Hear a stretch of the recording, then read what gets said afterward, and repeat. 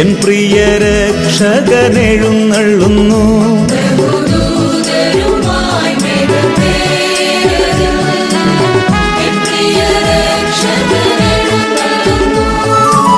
സർവമിഴികളും ദർശിച്ചിടുമാ പ്രത്യക്ഷത N യേശു വരുമ്പോൾ.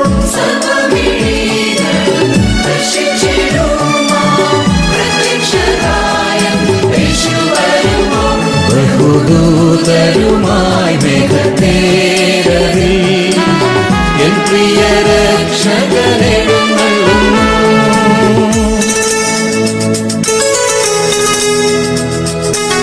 പ്രധാനദൂതൻ തൻ കാഹളം കേട്ടിടുമ്പോൾ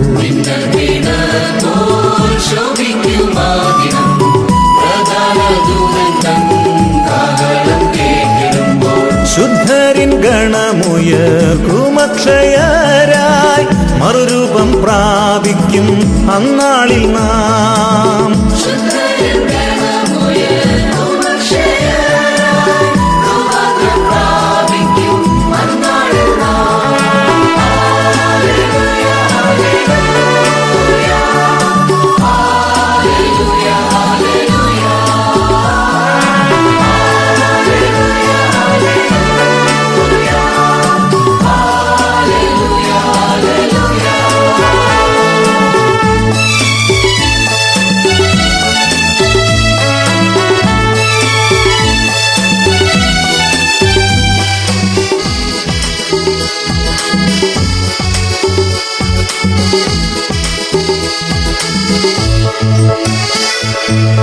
തൻ വരവിൻ ദിനം അത്ഭുതമാം ദിനം രോഗദുഃഖാദികൾ മാറിടുമാ ദിനം.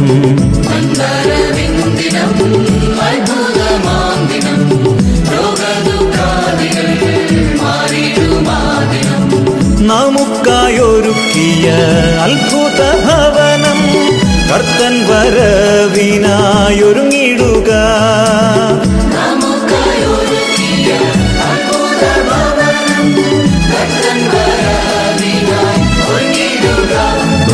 ബഹുദൂതരുമായി മേഘത്തേരറിൽ എൻ പ്രിയ രക്ഷകനെഴുന്നള്ളുന്നു.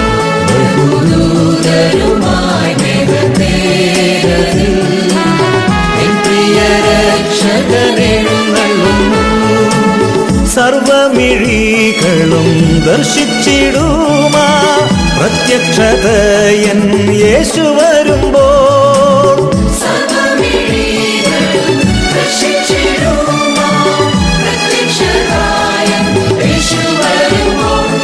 ബഹുദൂതരുമായി മേഘത്തേരറിൽ എൻ പ്രിയ രക്ഷകനെഴുന്നള്ളുന്നു.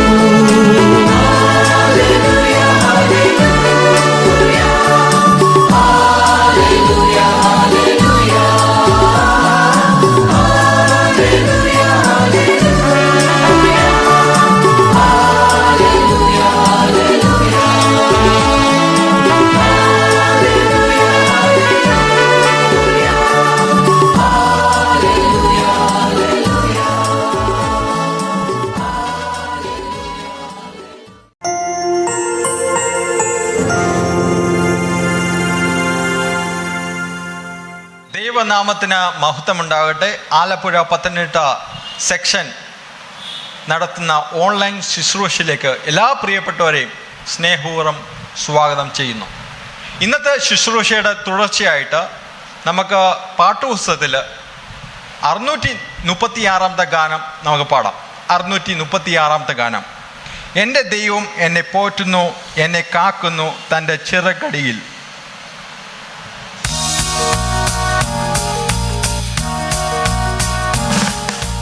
എൻ്റെ ദൈവം എന്നെ പോറ്റുന്നു, എന്നെ കാക്കുന്നു തൻ്റെ ചിറകടിയിൽ.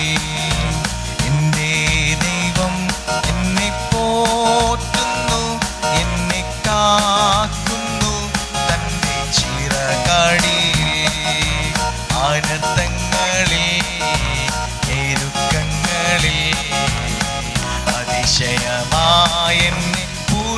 പുലർത്തിയിടുന്നു. അനർത്ഥങ്ങളിൽ ഞെരുക്കങ്ങളിൽ അതിശയമായെന്നെ പുലർത്തിയിടുന്നു. ഇടയനെ പോലെ കരുതിയിടുന്നു, അമ്മയെ പോലെ വളർത്തിയിടുന്നു. ഇടയനെ പോലെ കരുതിയിടുന്നു, അമ്മയെ പോലെ വളർത്തിയിടുന്നു. ഒരു ദിവസമതും ഓരോ നിമിഷമതും അവനെനിക്കായി കരുതിയിടുന്നു. ഒരു ദിവസമതും ഒരു നിമിഷമതും അവനെനിക്കായി കരുതിയിടുന്നു. എൻ്റെ ദൈവം എന്നെ പോറ്റുന്നു, എന്നെ കാക്കുന്നു തൻ്റെ ചിറകടിയിൽ. കഴുകൻ തൻ കുഞ്ഞിനെ കാക്കും പോലെ, തള്ളതൻ കുഞ്ഞിനെ നോക്കും പോലെ, കഴുകൻ തൻ കുഞ്ഞിനെ കാക്കും പോലെ, തള്ളതൻ കുഞ്ഞിനെ നോക്കും പോലെ, ആ ചിറകടിയിൽ ആ മാർവിടത്തിൽ അവൻ എന്നെയും സൂക്ഷിക്കുന്നു.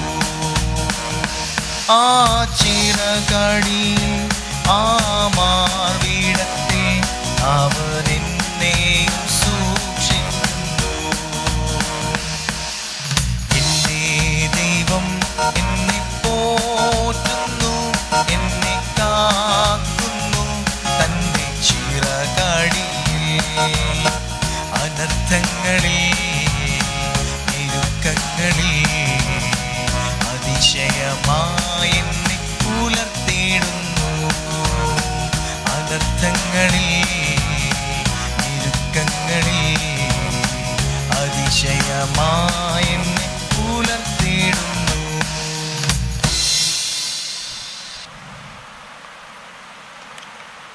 ഇപ്രകാരമായിരിക്കുമ്പോൾ നമുക്ക് വേദപുസ്തകത്തിൽ നിന്ന് 15-ാം സങ്കീർത്തനം നമുക്ക് വായിക്കാം. 15-ാം സങ്കീർത്തനം. യഹോവേ, നിന്റെ കൂടാരത്തിൽ ആർ പാർക്കും? നിന്റെ വിശുദ്ധ പർവ്വതത്തിൽ ആർ വസിക്കും? നിഷ്കളങ്കനായി നടന്ന നീതി പ്രവർത്തിക്കുകയും ഹൃദയപൂർവ്വം സത്യം സംസാരിക്കുകയും ചെയ്യുന്നവൻ, നാവ് കൊണ്ട് കുരുള പറയാതെയും തൻ്റെ കൂട്ടുകാരനോട് ദോഷം ചെയ്യാതെയും കൂട്ടുകാരന് അപമാനം വരുത്താതെയും ഇരിക്കുന്നവൻ, വഷളിനെ നിന്ദിനായി എണ്ണുകയും യഹോഭക്തന്മാരെ ബഹുമാനിക്കുകയും ചെയ്യുന്നവൻ, സത്യം ചെയ്തിട്ട് ഛേദം വന്നാലും മാറാത്തവൻ, തൻ്റെ ദ്രവ്യം പലിശയ്ക്ക് കൊടുക്കാതെയും കുറ്റമില്ലാത്തവന് വിരോധമായി കൈക്കൂലി വാങ്ങാതെയും ഇരിക്കുന്നവൻ, ഇങ്ങനെ ചെയ്യുന്നവനൊക്കെയും ഒരു നാളും ലജ്ജിച്ചു പോകുകയില്ല. ഈ തിരുവചനങ്ങളാൽ ദൈവം നമ്മെ ഏവരെയും അനുഗ്രഹിക്കുമാറാകട്ടെ. നമുക്ക് കണ്ണുകളെ അടച്ച് നമുക്ക് പ്രാർത്ഥിക്കാം. മഹാപരിശുദ്ധനും നിത്യനും നീതിമാനുമായ വാഴ്ത്തപ്പെട്ട ദൈവമേ, സ്തോത്രം പിതാവേ, നല്ലൊരു അനുഗ്രഹിക്കപ്പെട്ട ദിവസം ഈ വിശുദ്ധ ശബദയിൽ അടിയങ്ങൾക്ക് ഒരുമിച്ച് കടന്നു വന്ന് അങ്ങേ ആരാധിപ്പാൻ ഒരുക്കി തന്ന അവസരത്തിന് നന്ദിയോടെ സ്തോത്രം ചെയ്യുന്നു. കഴിഞ്ഞ ദിവസങ്ങളെല്ലാം അടിയങ്ങൾ അതിശയമായും പരിപാലിച്ചു വേണ്ടുന്ന എല്ലാ നന്മകളും അടിയങ്ങളുടെ ജീവിതത്തിൽ നൽകി തന്ന കൃപകൾക്കായി നന്ദിയോടെ സ്തോത്രം ചെയ്യുന്നു. ഈ വായിച്ച തിരുവചനം പോലെ അടിയങ്ങളുടെ ജീവിതം മാറ്റി അങ്ങയിൽ ആക്കുവാൻ അടിയങ്ങളെ സഹായിക്കണമെന്ന് പ്രാർത്ഥിക്കുന്നു. ഈ ഓൺലൈൻ ശുശ്രൂഷയിൽ പങ്കുചെയ്യുന്ന എല്ലാ പ്രിയപ്പെട്ടവരെയും അങ്ങ് അനുഗ്രഹിക്കണമെന്ന് പ്രാർത്ഥിക്കുന്നു. ഇവിടുത്തെ ശുശ്രൂഷയെ അങ്ങ് അനുഗ്രഹിക്കണമെന്ന് പ്രാർത്ഥിക്കുന്നു. ഇവിടുത്തെ ശാബത്ത് സ്കൂള് നല്ല അനുഗ്രഹമായ ശാബത്ത് സ്കൂള് ലഭ്യമാകുവാനും തുടർന്നുള്ള എല്ലാ ശുശ്രൂഷയിലും അങ്ങയുടെ കൃപയും സാന്നിധ്യം ഉണ്ടാവണമെന്ന് പ്രാർത്ഥിക്കുന്നു. അങ്ങയുടെ പരിശുദ്ധ ആത്മാവിനെ അയച്ച അങ്ങ് എവരുടെ മേലും അഭിഷേകം ചെയ്യുമാറാവണമെന്ന് പ്രാർത്ഥിക്കുന്നു. പ്രാർത്ഥന കേട്ട കൃപയ്ക്കാൻ സ്തോത്രം. എല്ലാ യേശു ക്രിസ്തുവിൻ്റെ പരിശുദ്ധ നാമത്തിൽ തന്നെ ആമേൻ. ദൈവനാമത്തിന് മഹത്വം ഉണ്ടായിരിക്കട്ടെ. ഈ ആഴ്ചത്തെ മിഷൻ റിപ്പോർട്ടിൻ്റെ തലവാചകം എനിക്കുണ്ടായ 2 അത്ഭുതങ്ങൾ. ഇത് ഈ ക്വാർട്ടറിലെ ആദ്യത്തെ മിഷൻ റിപ്പോർട്ടാണ്. ഇത് നമ്മെ എഴുതി അറിയിച്ചിരിക്കുന്നത് എർഡൻ ബാറ്റ് ബുട്രക്ഷൻ. ഇത് ഒരു 59 വയസ്സുകാരനാണ്. ഇദ്ദേഹം മംഗോളിയയിലെ ഒരു കെട്ടിട നിർമ്മാണ ശാലയിൽ ഹുക്മാനായിട്ട് ജോലി ചെയ്ത് വരികയായിരുന്നു. അവിടുത്തെ ജോലി ഇദ്ദേഹത്തിന് എന്താണെന്ന് വെച്ചിട്ടുണ്ടെങ്കിൽ വലിയ വലിയ കെട്ടിട സമുച്ചയങ്ങൾ പണിയുമ്പോൾ അവിടെ ക്രെയിനിൽ കൊളുത്തുകൾ കൊളുത്തി പണിക്കുള്ള സാധനങ്ങൾ മുകളിലേക്ക് കയറ്റി കൊടുക്കുന്ന സാധനങ്ങൾ എടുത്ത് ജോലിക്കാർക്ക് കൈമാറുന്നതായിരുന്നു ഇദ്ദേഹത്തിന് ഉണ്ടായിരുന്ന ജോലി. അങ്ങനെയായിരിക്കും ഒരു ദിവസം ഒരു 3 നില കെട്ടിടത്തിൽ പണി ചെയ്തുകൊണ്ടിരിക്കുന്ന സമയത്ത് ക്രെയിൻ താഴെ നിന്നും സാധനങ്ങളുമായി മുകളിലേക്ക് വരുന്നത് താൻ കണ്ടു. ആ സമയത്ത് അതിലെ കൊളുത്ത് അകന്നു പോകുന്നതായി തൻ്റെ ശ്രദ്ധയിൽപ്പെട്ടു. താൻ ഒരു തടിയെടുത്ത് ആ കൊളുത്ത് അടുപ്പിക്കാനായി വളരെയധികം ശ്രമിച്ചു. എന്നാൽ ആ കൊളുത്ത് പൊട്ടിത്തെറിച്ച് തൻ്റെ നേരെ വന്ന് ഇടിക്കുകയും താൻ 3-ാം നിലയിൽ നിന്നും ഏറ്റവും താഴെ നിലത്തേക്ക് വീഴുകയും തനിക്ക് ബോധം നഷ്ടപ്പെടുകയും ചെയ്തു. തനിക്ക് അവിടെ എന്താ സംഭവിച്ചത് എന്നൊന്നും ഓർമ്മയില്ലായിരുന്നു. തൊട്ടടുത്തൊന്നും മംഗോളിയയിൽ അങ്ങനെ പെട്ടെന്ന് എത്തിച്ചേരാൻ പറ്റിയ വലിയ വലിയ ആശുപത്രികളൊന്നും ഇല്ലായിരുന്നു. അതുകൊണ്ട് തന്നെ ഒരു ഡോക്ടർ സംഭവ സ്ഥലത്തെത്തി തനിക്ക് വേണ്ടുന്ന പ്രാഥമിക ശുശ്രൂഷകളൊക്കെ തന്നെ നൽകി. അപ്പോൾ ഡോക്ടർ കുറേ സമയങ്ങൾക്ക് ശേഷം തനിക്ക് ബോധം തിരിച്ച് കിട്ടുന്നത് വരെ കാത്തിരുന്നു. അങ്ങനെ തനിക്ക് ബോധം ലഭിച്ച ശേഷം തന്നോട് പറഞ്ഞു തനിക്ക് ഗുരുതരമായ ചില പരിക്കുകളുണ്ട്. തൻ്റെ നടുവിന് നട്ടെല്ലിന് പൊട്ടലുണ്ട്, കാലിന് അതിൻ്റേതായ ബുദ്ധിമുട്ടുകളുണ്ടാകും, തനിക്കിനി എണീറ്റ് നടക്കുവാനോ ഒന്നിനും സാധിക്കുകയില്ല എന്ന് പറഞ്ഞു. അങ്ങനെ താൻ ഒരു കിടപ്പ് രോഗിയായി മാറുവാൻ ഇടയായി. അങ്ങനെ താൻ എപ്പോഴും കട്ടിലിൽ തന്നെ കിടക്കുകയും തനിക്ക് ജോലിക്ക് പോകാൻ സാധിക്കുകയോ ഒന്നും ഉണ്ടായിരുന്നില്ല. അങ്ങനെ ഇരിക്കെ തൻ്റെ നാട്ടിൽ 2 വിദേശികൾ വന്ന് ദൈവവേല ചെയ്യുന്നതായി താൻ അറിഞ്ഞു. എന്നാൽ അവർ വിദേശികളല്ല, സെവൻത് ഡേ അഡ്വന്റിസ്റ്റ് മിഷണറിമാരായിരുന്നു എന്ന് തനിക്കറിയാമായിരുന്നു. അവരൊരു ക്രിസ്തീയ കുടുംബം ആയിരുന്നില്ല. എങ്കിൽ പോലും തൻ്റെ 8 കുട്ടികളും ഈ മിഷണറിമാർ നടത്തുന്ന ആലയത്തിലേക്ക് അവരുടെ ആരാധനകളിലേക്ക് പങ്കെടുക്കുവാനും അതുപോലെ തന്നെ മറ്റ് മീറ്റിങ്ങുകളിൽ പങ്കെടുക്കുവാനുമായി കടന്നു പോകുമായിരുന്നു. താൻ അവരെ ഒരിക്കലും പോകരുത് എന്ന് പറഞ്ഞ് തടയുകയോ ഒന്നും ചെയ്തിരുന്നില്ല. കുട്ടികൾക്ക് അവിടുത്തെ ആരാധനാ രീതികളും അതുപോലെ തന്നെ കുട്ടികൾക്ക് വേണ്ടിയുള്ള പ്രത്യേക പരിപാടികളും ഒക്കെ ഇഷ്ടമായിരുന്നു. അങ്ങനെ ഇരിക്കുന്ന സമയത്ത് ഒരു ദിവസം അവിടുത്തെ ആ വിദേശികളായ മിഷണറിമാർ തന്നെ സന്ദർശിക്കുന്നതിനായിട്ട് ഭവനത്തിലേക്ക് കടന്നു വന്നു. അങ്ങനെ വന്ന സമയത്ത് അവരോട് തനിക്കുണ്ടായ അപകടത്തെ പറ്റിയൊക്കെയും അവരോട് വിശദീകരിച്ചു. അങ്ങനെ അവർ ഇവന് വേണ്ടി പ്രാർത്ഥിക്കുവാനും അതുപോലെ ഇവനോട് വ്യായാമങ്ങൾ ചെയ്യുവാനും ഒക്കെ അവനെ സഹായിക്കുവാൻ തുടങ്ങി. അങ്ങനെ അവൻ ശരീരത്തിന് വേണ്ടിയുള്ള തെറാപ്പി ചെയ്യുവാനായി തുടങ്ങി. ആ തെറാപ്പി ചെയ്യുവാൻ തുടങ്ങി. അതിനോടൊപ്പം തന്നെ താൻ കട്ടിലിൽ കിടന്നുകൊണ്ട് തന്നെ തൻ്റെ കട്ടിലിൻ്റെ മുകളിലായി കയറുകൾ കെട്ടി തൂക്കിയിടുകയും അതിൽ പിടിച്ച് എഴുന്നേക്കാൻ ശ്രമിക്കുകയും അങ്ങനെയുള്ള വ്യായാമങ്ങൾ കൂടുതലായി ചെയ്യുവാൻ താൻ ശ്രമിക്കാൻ തുടങ്ങി. എന്നാൽ തനിക്ക് തല പൊക്കുന്ന സമയങ്ങളിലൊക്കെ വളരെയധികം വേദന ശരീരത്തിൽ ഉണ്ടാകുമായിരുന്നു. എങ്കിൽ പോലും അതിനെയൊന്നും കാര്യമാക്കാതെ താൻ ആ വേദനകളെയൊക്കെ അതിജീവിച്ച് തനിക്ക് പിന്നീട് കുറേ നാളുകൾക്ക് ശേഷം ഒരു വടിയുടെ സഹായത്തോടെ പതിയെ ഊന്നി നടക്കുവാനായിട്ട് സാധിച്ചു. അങ്ങനെ താൻ ഇപ്പോഴും വിശ്വസിക്കുന്നത് അതൊരിക്കലും തന്നെ വ്യായാമത്തിൻ്റെ ഗുണം കൊണ്ടോ ഒന്നുമല്ല. ആ മിഷണറിമാർ വന്ന് പ്രാർത്ഥിക്കുകയും അവന് വേണ്ടി ഒരുപാട് സമയങ്ങൾ ദൈവവചനത്തിൽ നിന്ന് സംസാരിക്കാൻ സമയം കണ്ടെത്തുകയും ചെയ്തതുകൊണ്ട് മാത്രമാണ് തനിക്ക് ഇങ്ങനെ ഒരു രോഗസൗഖ്യം ലഭിച്ചത് എന്ന് ആണ് അവൻ പൂർണ്ണമായും വിശ്വസിക്കുന്നത്. ഇപ്പോൾ അവൻ അവരോടൊപ്പം ആരാധനയ്ക്കായി ആലയത്തിലൊക്കെ കടന്നു പോകാൻ തുടങ്ങി കുറേ നാളുകൾക്ക് ശേഷം. അങ്ങനെ അവൻ അവിടെ സ്ഥിരമായി ആലയത്തിൽ കടന്നു പോവുകയും തനിക്ക് ആ സഭയോട് ചേർന്ന് അവിടെ സ്നാനപ്പെട്ട് ആ സഭയോട് കൂടെ ചേർന്ന് വേല ചെയ്യുവാൻ ആഗ്രഹവും ഒക്കെ അവന് തോന്നി. അങ്ങനെ അവനും അവൻ്റെ ഭാര്യയും ആലയത്തിൽ സ്നാനപ്പെട്ടു. ആ സ്നാനപ്പെട്ടതിന് ശേഷം കുറച്ച് നാൾ കഴിഞ്ഞപ്പോൾ അവന് വീണ്ടും കാലുകൾക്ക് രണ്ടിനും വളരെയധികം വേദന ഉണ്ടാകുവാൻ തുടങ്ങി. എന്താണ് വേദനയുടെ കാരണമെന്നറിയാൻ വൈദ്യസഹായം തേടി. അപ്പോൾ ഡോക്ടർ ഇവൻ്റെ സ്കാനിങ് റിപ്പോർട്ടുകളൊക്കെ കണ്ടതിന് ശേഷം അദ്ദേഹം വളരെയധികം നിരാശനായിരുന്നു. കാരണം എന്താണെന്ന് ചോദിച്ചു ഇവൻ. അപ്പോൾ ഡോക്ടർ തന്നോട് പറഞ്ഞു തനിക്ക് രോഗം കുറച്ച് വഷളായിരിക്കുകയാണ്. ഇതിപ്പോൾ ഓപ്പറേഷൻ ചെയ്യണമെന്നുണ്ടെങ്കിൽ തന്നെ അത് ഇപ്പോൾ വിജയകരമാകുമെന്ന് ഒരിക്കലും വാക്ക് തരാൻ പറ്റില്ല എന്ന് പറഞ്ഞു. എന്നാൽ അവൻ തൻ്റെ പാസ്റ്ററോടും അതുപോലെ തന്നെ തൻ്റെ ഭാര്യയോടുമൊക്കെ ഈ കാര്യത്തെപ്പറ്റി പറയുകയും തൻ്റെ ഭാര്യ എപ്പോഴും തന്നോടൊപ്പം ചേർന്നിരുന്ന് ദൈവത്തോട് മുട്ടിപ്പായി പ്രാർത്ഥിക്കുകയും തൻ്റെ സഭയുടെ നേതാവ് പാസ്റ്റർ തന്നോട് അടുക്കൽ വന്നിരുന്ന ആശുപത്രി കിടക്കയിലായിരിക്കുമ്പോൾ പോലും തന്നോടൊപ്പം പ്രാർത്ഥനയിൽ ചെലവഴിക്കുവാൻ സമയങ്ങൾ കണ്ടെത്തിയിരുന്നു. അങ്ങനെ തൻ്റെ കുടുംബം ഈ ശസ്ത്രക്രിയയിലൂടെ ഉണ്ടാകുന്ന എന്തൊരു പ്രശ്നത്തിനും ആശുപത്രിക്കാർ ഉത്തരവാദികളല്ല എന്ന രീതിയിലുള്ള ഒരു കരാറ് എഴുതി കൊടുക്കേണ്ട സാഹചര്യമുണ്ടായി. അങ്ങനെ അവർ എഴുതി കൊടുത്തു. ആശുപത്രിയിൽ വെച്ച് അവൻ്റെ ശസ്ത്രക്രിയകളൊക്കെ നടന്നു. ഒരാഴ്ചയ്ക്ക് ശേഷം അവന് തൻ്റെ ഭവനത്തിലേക്ക് മടങ്ങി പോകുവാനായി സാധിച്ചു. തൻ്റെ മുറിവുകൾ ഏറ്റവും പെട്ടെന്ന് തന്നെ ഉണങ്ങുവാനും അതുപോലെ തന്നെ തനിക്ക് എഴുന്നേറ്റ് പതിയെ ആണെങ്കിൽ പോലും നടക്കുവാനും സാധിച്ചു. അതിൽ താൻ വളരെയധികം സന്തോഷവാനായിരുന്നു. ഇതിനൊക്കെയും കാരണം തൻ്റെ ഭാര്യയുടെ പ്രാർത്ഥനയും അതുപോലെ തന്നെ തൻ്റെ സഭയിലെ പാസ്റ്റർ തന്നോടൊപ്പം വന്നിരുന്ന് പ്രാർത്ഥിച്ചതും ഒക്കെയായിരുന്നു എന്ന് അവൻ പൂർണ്ണമായും വിശ്വസിക്കുന്നു. ദൈവത്തിൽ അവന് പൂർണ്ണമായ വിശ്വാസമുണ്ട്. അവൻ്റെ വാക്കുകൾ ഇപ്രകാരമാണ്: ഇന്ന് ഞാൻ ആരോഗ്യവാനും സന്തുഷ്ടനുമാണ്. എൻ്റെ കുടുംബം ക്രിസ്തീയ കുടുംബമാണ്. എൻ്റെ സുഹൃത്തുക്കളും ക്രിസ്ത്യാനികളാകണമെന്ന് ഞാൻ ആഗ്രഹിക്കുന്നു. ഞങ്ങൾ അവരെ പള്ളിയിലേക്ക് ക്ഷണിച്ചു. ചിലർ വന്നിട്ടുണ്ട്. എന്നാൽ എൻ്റെ സുഹൃത്തുക്കൾ ആരും അവരുടെ ഹൃദയങ്ങൾ കർത്താവിന് കൊടുത്തിട്ടില്ല. എന്തായാലും ദൈവമാണല്ലോ രോഗക്കിടക്കയിൽ എന്നിലേക്ക് എത്തിച്ചേർന്നത്. എൻ്റെ വേല ക്ഷണിക്കുക എന്നതും പരിശുദ്ധാത്മാവിൻ്റെ വേല മാനസാന്തരപ്പെടുത്തുക എന്നതുമാണ്. അടുത്തിടയ്ക്ക് ഞാൻ കൂടുതൽ സ്നേഹിതരെ പള്ളിയിലേക്ക് ക്ഷണിച്ചിട്ടുണ്ട്. അവർ വരുമെന്ന് ഞാൻ പ്രത്യാശിക്കുന്നു. ഇതാണ് തൻ്റെ വാക്കുകൾ. മംഗോളിയയുടെ തലസ്ഥാനമായ ഉലാൻ ബാത്തറിൽ ഒരു അഡ്വന്റിസ്റ്റ് ജീവിതശൈലി കേന്ദ്രം തുറക്കുന്നതിന് സഹായിക്കുന്ന 13ാം വാര കാണിക്ക നൽകുന്നതിന് നിങ്ങൾക്ക് നന്ദി. അവിടെ ജനങ്ങൾ മദ്യപാനം നിർത്തുന്നതിനുള്ള സഹായവും മറ്റ് ജീവിതശൈലി തീരുമാനങ്ങൾ എടുക്കാനും പഠിപ്പിക്കും. ഇത്രയും പറഞ്ഞുകൊണ്ട് ഇന്നത്തെ മിഷൻ റിപ്പോർട്ടിൽ നിന്ന് ഞാൻ വിരമിക്കുന്നു.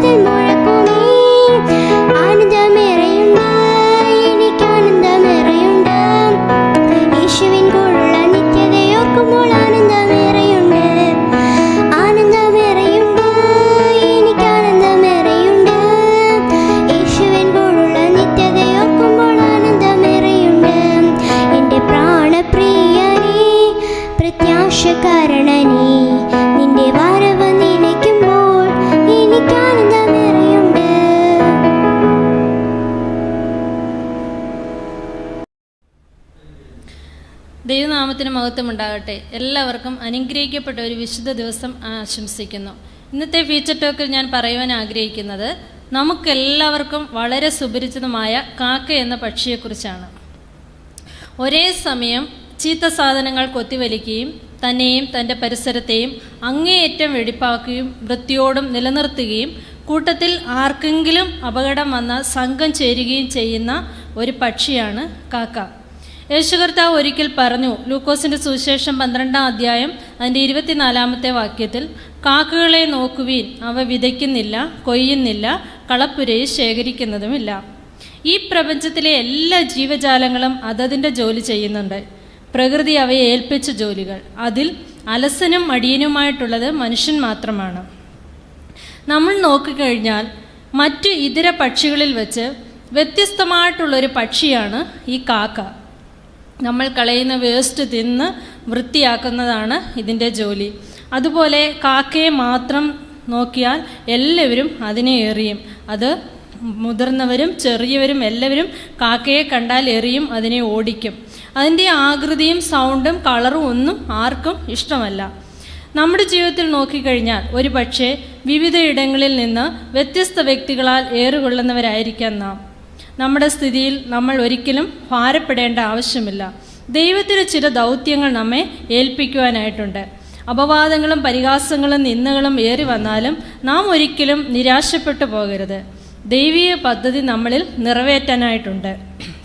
ഈ പ്രായമുള്ളവരും പ്രായം കുറഞ്ഞവരും ആരും, കുട്ടികളും സ്ത്രീകളും ആരായാലും ഈ കാക്കയെ എറിയും. പക്ഷേ അതുപോലെ നമ്മുടെ ജീവിതത്തിലും നമ്മുടെ സ്വന്തക്കാരും പ്രിയപ്പെട്ടവരും നമ്മോട് കൂടെ നിൽക്കുന്നവർ തന്നെയും നമ്മളെ ചിലപ്പോൾ നിന്ദിച്ചെന്നിരിക്കാം. ഒരു പ്രാവ് വന്നാൽ അതിന് ധാന്യമണി ഇട്ടുകൊടുക്കും. പക്ഷേ കാക്കയെ കണ്ടാൽ എല്ലാവരും ഓടിക്കും. അപ്പം മറ്റുള്ളവരുടെ നോട്ടത്തിൽ നമ്മൾ വെറുക്കപ്പെട്ടവരായിരിക്കാം. എന്നാൽ ദൈവം ഞങ്ങളിൽ ചില നന്മയെ കണ്ടെത്തിയിട്ടുണ്ട്. നമ്മൾ ഈ കാക്കയെ നോക്കിക്കഴിഞ്ഞാൽ അതിൻ്റെ ഒരു പ്രത്യേകത നമുക്ക് കാണുവാൻ സാധിക്കുന്നത്, ഒരു പ്രതിസന്ധിയുടെ മുന്നിൽ കൂട്ടായ്മ കാണിക്കുന്ന ഒരു പക്ഷിയാണ് ഈ കാക്ക. കൂട്ടത്തിൽ ഒരുവന് എന്തെങ്കിലും ഒരു വിഷയമുണ്ടായാൽ സ്വന്തം കാര്യം നോക്കി പോകുന്ന സ്വഭാവം ഈ കാക്കയ്ക്കില്ല. മറിച്ച് ഒരുവന് വേണ്ടി എല്ലാവരും അണിനിരക്കും. ശത്രുവിനെതിരെ ഒന്നിച്ചു പോരാടും. മറ്റ് ഇതര പക്ഷികളിൽ നമ്മൾ കാണാത്ത ഒരു പ്രത്യേകതയാണ് നമ്മൾ ഈ കാക്കയിൽ കാണുന്നത്. ദൈവമക്കളായ നമ്മിൽ ഒരുവൻ്റെ പ്രശ്നത്തെ സ്വാർത്ഥത നോക്കി നാം മാറി നിൽക്കുകയല്ല. പകരം ഉള്ള ജനം കൈയോട് കൈ കോർത്തു പിടിച്ച് അന്ധകാര ശക്തികൾക്കെതിരെ നാം ആത്മാവിൽ പോരാടണം. വിശ്വാസമെന്ന പരിച വചനത്തിൻ്റെ വാള് എടുത്ത് ഒന്നിച്ച് നമ്മൾ യുദ്ധം ചെയ്യാം. തകർന്ന മനസ്സോടെ നാം പ്രാർത്ഥനയിൽ പോരാടിയാൽ ജയം നമുക്ക് തന്നെയായിരിക്കാം. പിന്നീട് നമ്മൾ നോക്കുമ്പോൾ ഈ കാക്കയ്ക്ക് ആകെയുള്ള ഒരു ആയുധം എന്ന് പറയുന്നത് അതിൻ്റെ ചുണ്ടാണ്. പിന്നെ അവയ്ക്ക് ഉച്ചത്തിൽ കരയാനും അറിയാം. നാം എല്ലാവരാലും നിന്ദിക്കപ്പെടുന്നുണ്ടെങ്കിൽ നമ്മുടെ നാവിൽ സ്വർഗം അധികാരം തന്നിട്ടുണ്ട്. വചനത്തിൽ നാം വായിക്കുന്നുണ്ട്, മുല കുടിക്കുന്നവരുടെയും ശിശുക്കളുടെയും വായിൽ ബലം കൽപ്പിച്ചിരിക്കുന്നു. നാം സൈന്യങ്ങളുടെ യഹോവയെ സ്തുതിക്കുമ്പോൾ നിസ്സഹായരായ നമുക്ക് വേണ്ടി സ്വർഗീയ ദൂതന്മാർ യുദ്ധം തുടങ്ങും. രണ്ടാമതായിട്ട് ഈ കാക്കയ്ക്കുള്ളൊരു പ്രത്യേകത ഒരു വിശ്വസ്തതയാണ്. അതിൻ്റെ കയ്യിൽ കൊടുത്തു വിടുന്നത് കൃത്യമായി എത്തിക്കുന്ന ഒരു പക്ഷിയാണ് ഈ കാക്ക. നമുക്കറിയാം, ഏലിയാവിന് വേണ്ടി അപ്പവും ഇറച്ചിയും കർത്താവ് കൊടുത്തുവിട്ടത് കാക്കയിലാണ്. അല്പത്തിൽ നാം വിശ്വസ്തനായിരുന്നാൽ നമ്മെ അധികത്തിന് വിചാരകനാക്കും. അതുപോലെ സങ്കീർത്തനക്കാരൻ നാം പ്രകാരം വായിക്കുന്നുണ്ട്, സങ്കീർത്തനം 12:1, യഹോവയെ രക്ഷിക്കണമേ, ഭക്തന്മാർ ഇല്ലാതെ പോകുന്നു, വിശ്വസ്തന്മാർ മനുഷ്യപുത്രന്മാരിൽ കുറഞ്ഞിരിക്കുന്നു. പിന്നീട് നമ്മൾ നോക്കുമ്പോൾ ഈ വായുവിൽ കൂടെ സഞ്ചരിക്കുന്ന കാക്ക നോക്കുന്നത് വായുവിൽ കൂടി പോകുന്ന ഇലക്ട്രിക് കമ്പി അത് കാണുന്നു. പുറമേ ഒരു കുഴപ്പവും അതിനില്ല. പക്ഷേ എന്നാൽ ഇത് അപകടകാരിയാണെന്നുള്ള കാര്യം ഈ കാക്കയ്ക്ക് അറിയില്ല. കാക്ക എന്ത് ചെയ്യും? അതിൽ പോയി ഇരിക്കും. അത് കുഴപ്പമില്ലെന്ന് വിചാരിച്ചിരിക്കുന്നതാണ്. പക്ഷേ അത് ഷോക്കടിച്ച് ചത്തുപോകും.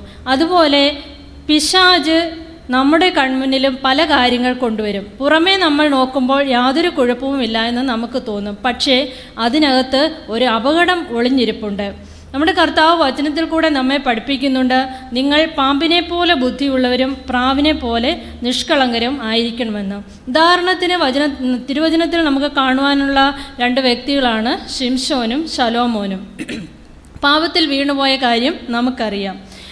അതേപോലെ തന്നെ കർത്താവ് പറയുന്നുണ്ട്, നിൽക്കുന്നവൻ നിൽക്കുന്നെന്ന് തോന്നുന്നെങ്കിൽ വീഴാതിരിപ്പാൻ സൂക്ഷിച്ചു കൊള്ളട്ടെ. 147 സങ്കീർത്തനത്തിൽ നാം ഇപ്രകാരം വായിക്കുന്നുണ്ട്, അവൻ മൃഗങ്ങൾക്കും കരയുന്ന കാക്കക്കുഞ്ഞുങ്ങൾക്കും അതതിൻ്റെ ആഹാരം നൽകുന്നു. ഈ പ്രകൃതിയിൽ ഏറ്റവും കൂടുതൽ കരയുന്ന ഒരു പക്ഷി ഈ കാക്കയാണ്. ഇതിൻ്റെ സ്വരം കേൾക്കാൻ അത്ര സുഖമൊന്നും നമുക്ക് കാണത്തില്ല. അതുപോലെ നമ്മുടെ പ്രാർത്ഥനാ വാചകത്തിന് വലിയ സാഹിത്യ ഭംഗിയൊന്നും ഇല്ലെങ്കിലും ഹൃദയത്തിൻ്റെ തേങ്ങലുകൾക്ക് നമ്മുടെ ദൈവം മറുപടി തരും. ഏലിയാവിന് വേണ്ടി നിയോഗിക്കപ്പെട്ട ഈ കാക്ക അങ്ങോട്ട് പോകുന്നത് കരഞ്ഞുകൊണ്ടാണ്. പക്ഷേ തിരികെ വരുന്നത് അങ്ങനെയല്ല. അഥവാ അത് കരഞ്ഞാൽ അതിൻ്റെ വായിലുള്ള അപ്പവും താഴെ പോകും. അതുപോലെ നാം ദൈവസന്നിധിയിൽ വന്നിട്ട് തിരികെ പോകുമ്പോൾ കരഞ്ഞുകൊണ്ടല്ല, സന്തോഷത്തോടെ വേണം പോകുവാൻ. എല്ലാ പക്ഷികളും എല്ലാ മൃഗങ്ങളും എല്ലാ ആഹാരവും കഴിക്കാറില്ല. ഓരോന്നിനും വേണ്ടത് അതതിൻ്റെ സമയത്ത് തന്നെ നമ്മുടെ കർത്താവ് നൽകുന്നു. ഏലിയാവിൻ്റെ ദൈവം ഇന്നും ജീവിക്കുന്നുണ്ട്. പ്രിയമുള്ളവരെ, നമ്മെ ഏൽപ്പിച്ചിരിക്കുന്ന ഉത്തരവാദിത്തങ്ങൾ നാം വിശ്വസ്തയോടെ നിർവഹിച്ചാൽ ദൈവം നമ്മെ ഉയർത്തും. അതിനായി കർത്താവ് നമ്മെ സഹായിക്കട്ടെ എന്ന് പറഞ്ഞുകൊണ്ട് ഞാൻ എൻ്റെ ഫീച്ചർ ടോക്ക് ഇവിടെ അവസാനിപ്പിക്കുന്നു. ദൈവം നമ്മെ അനുഗ്രഹിക്കുമാറാകട്ടെ. ആമേൻ. ഷാബ് സ്കൂൾ പാഠപഠനത്തിന് മുമ്പായിട്ട് നമുക്ക് പാഠപുസ്തകത്തിലെ 968 ഗാനം ആലപിക്കാം. 968 അഴലേറും ജീവിത മരുവിൽ.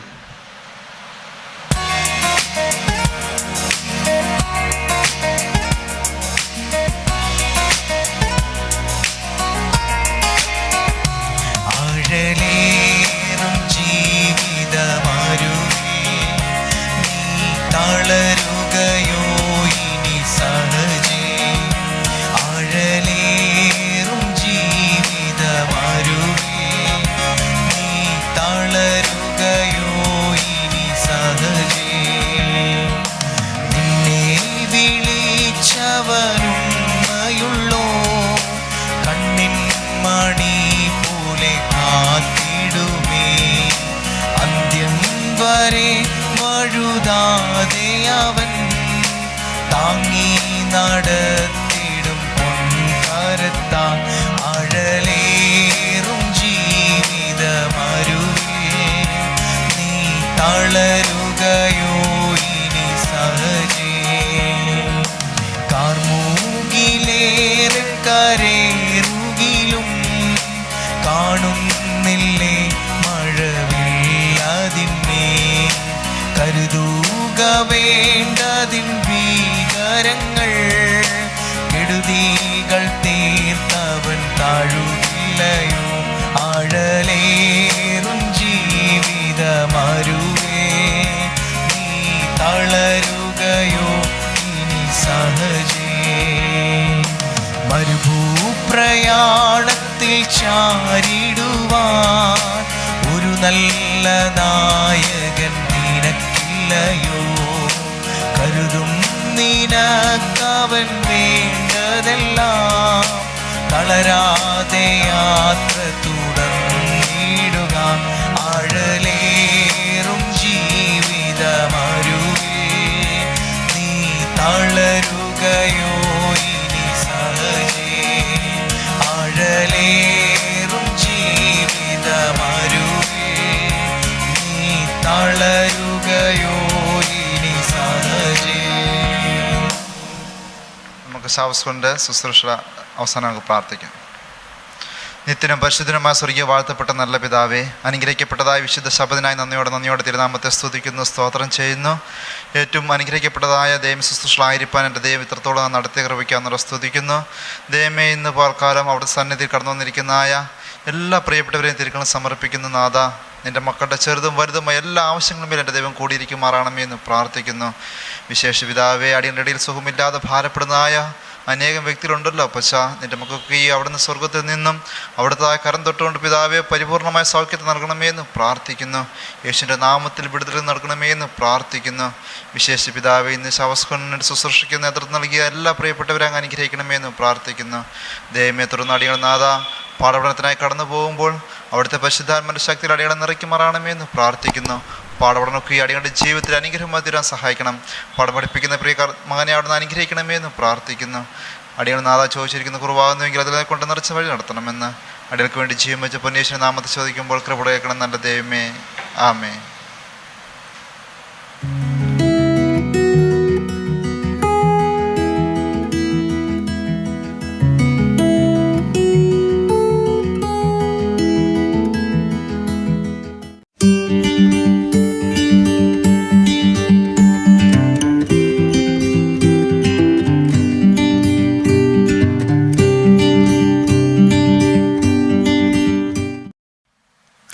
ദൈവത്തിൻ്റെ അതിപരിശുദ്ധ നാമം വാഴ്ത്തപ്പെടുമാറാകട്ടെ. വീണ്ടും അനുഗ്രഹിക്കപ്പെട്ട ഒരു ശബദ ദിവസം ദൈവം നമുക്ക് ശുദ്ധീകരിച്ച് വേർതിരിച്ച് തന്ന കൃപയോർത്ത് നമുക്ക് ദൈവത്തെ നന്ദിയോടെ സ്തുതിക്കാം. പുതിയൊരു ക്വാർട്ടർ, അതായത് 2021 അവസാനത്തെ ക്വാർട്ടറിലേക്ക് നമ്മൾ കടക്കുകയാണ്.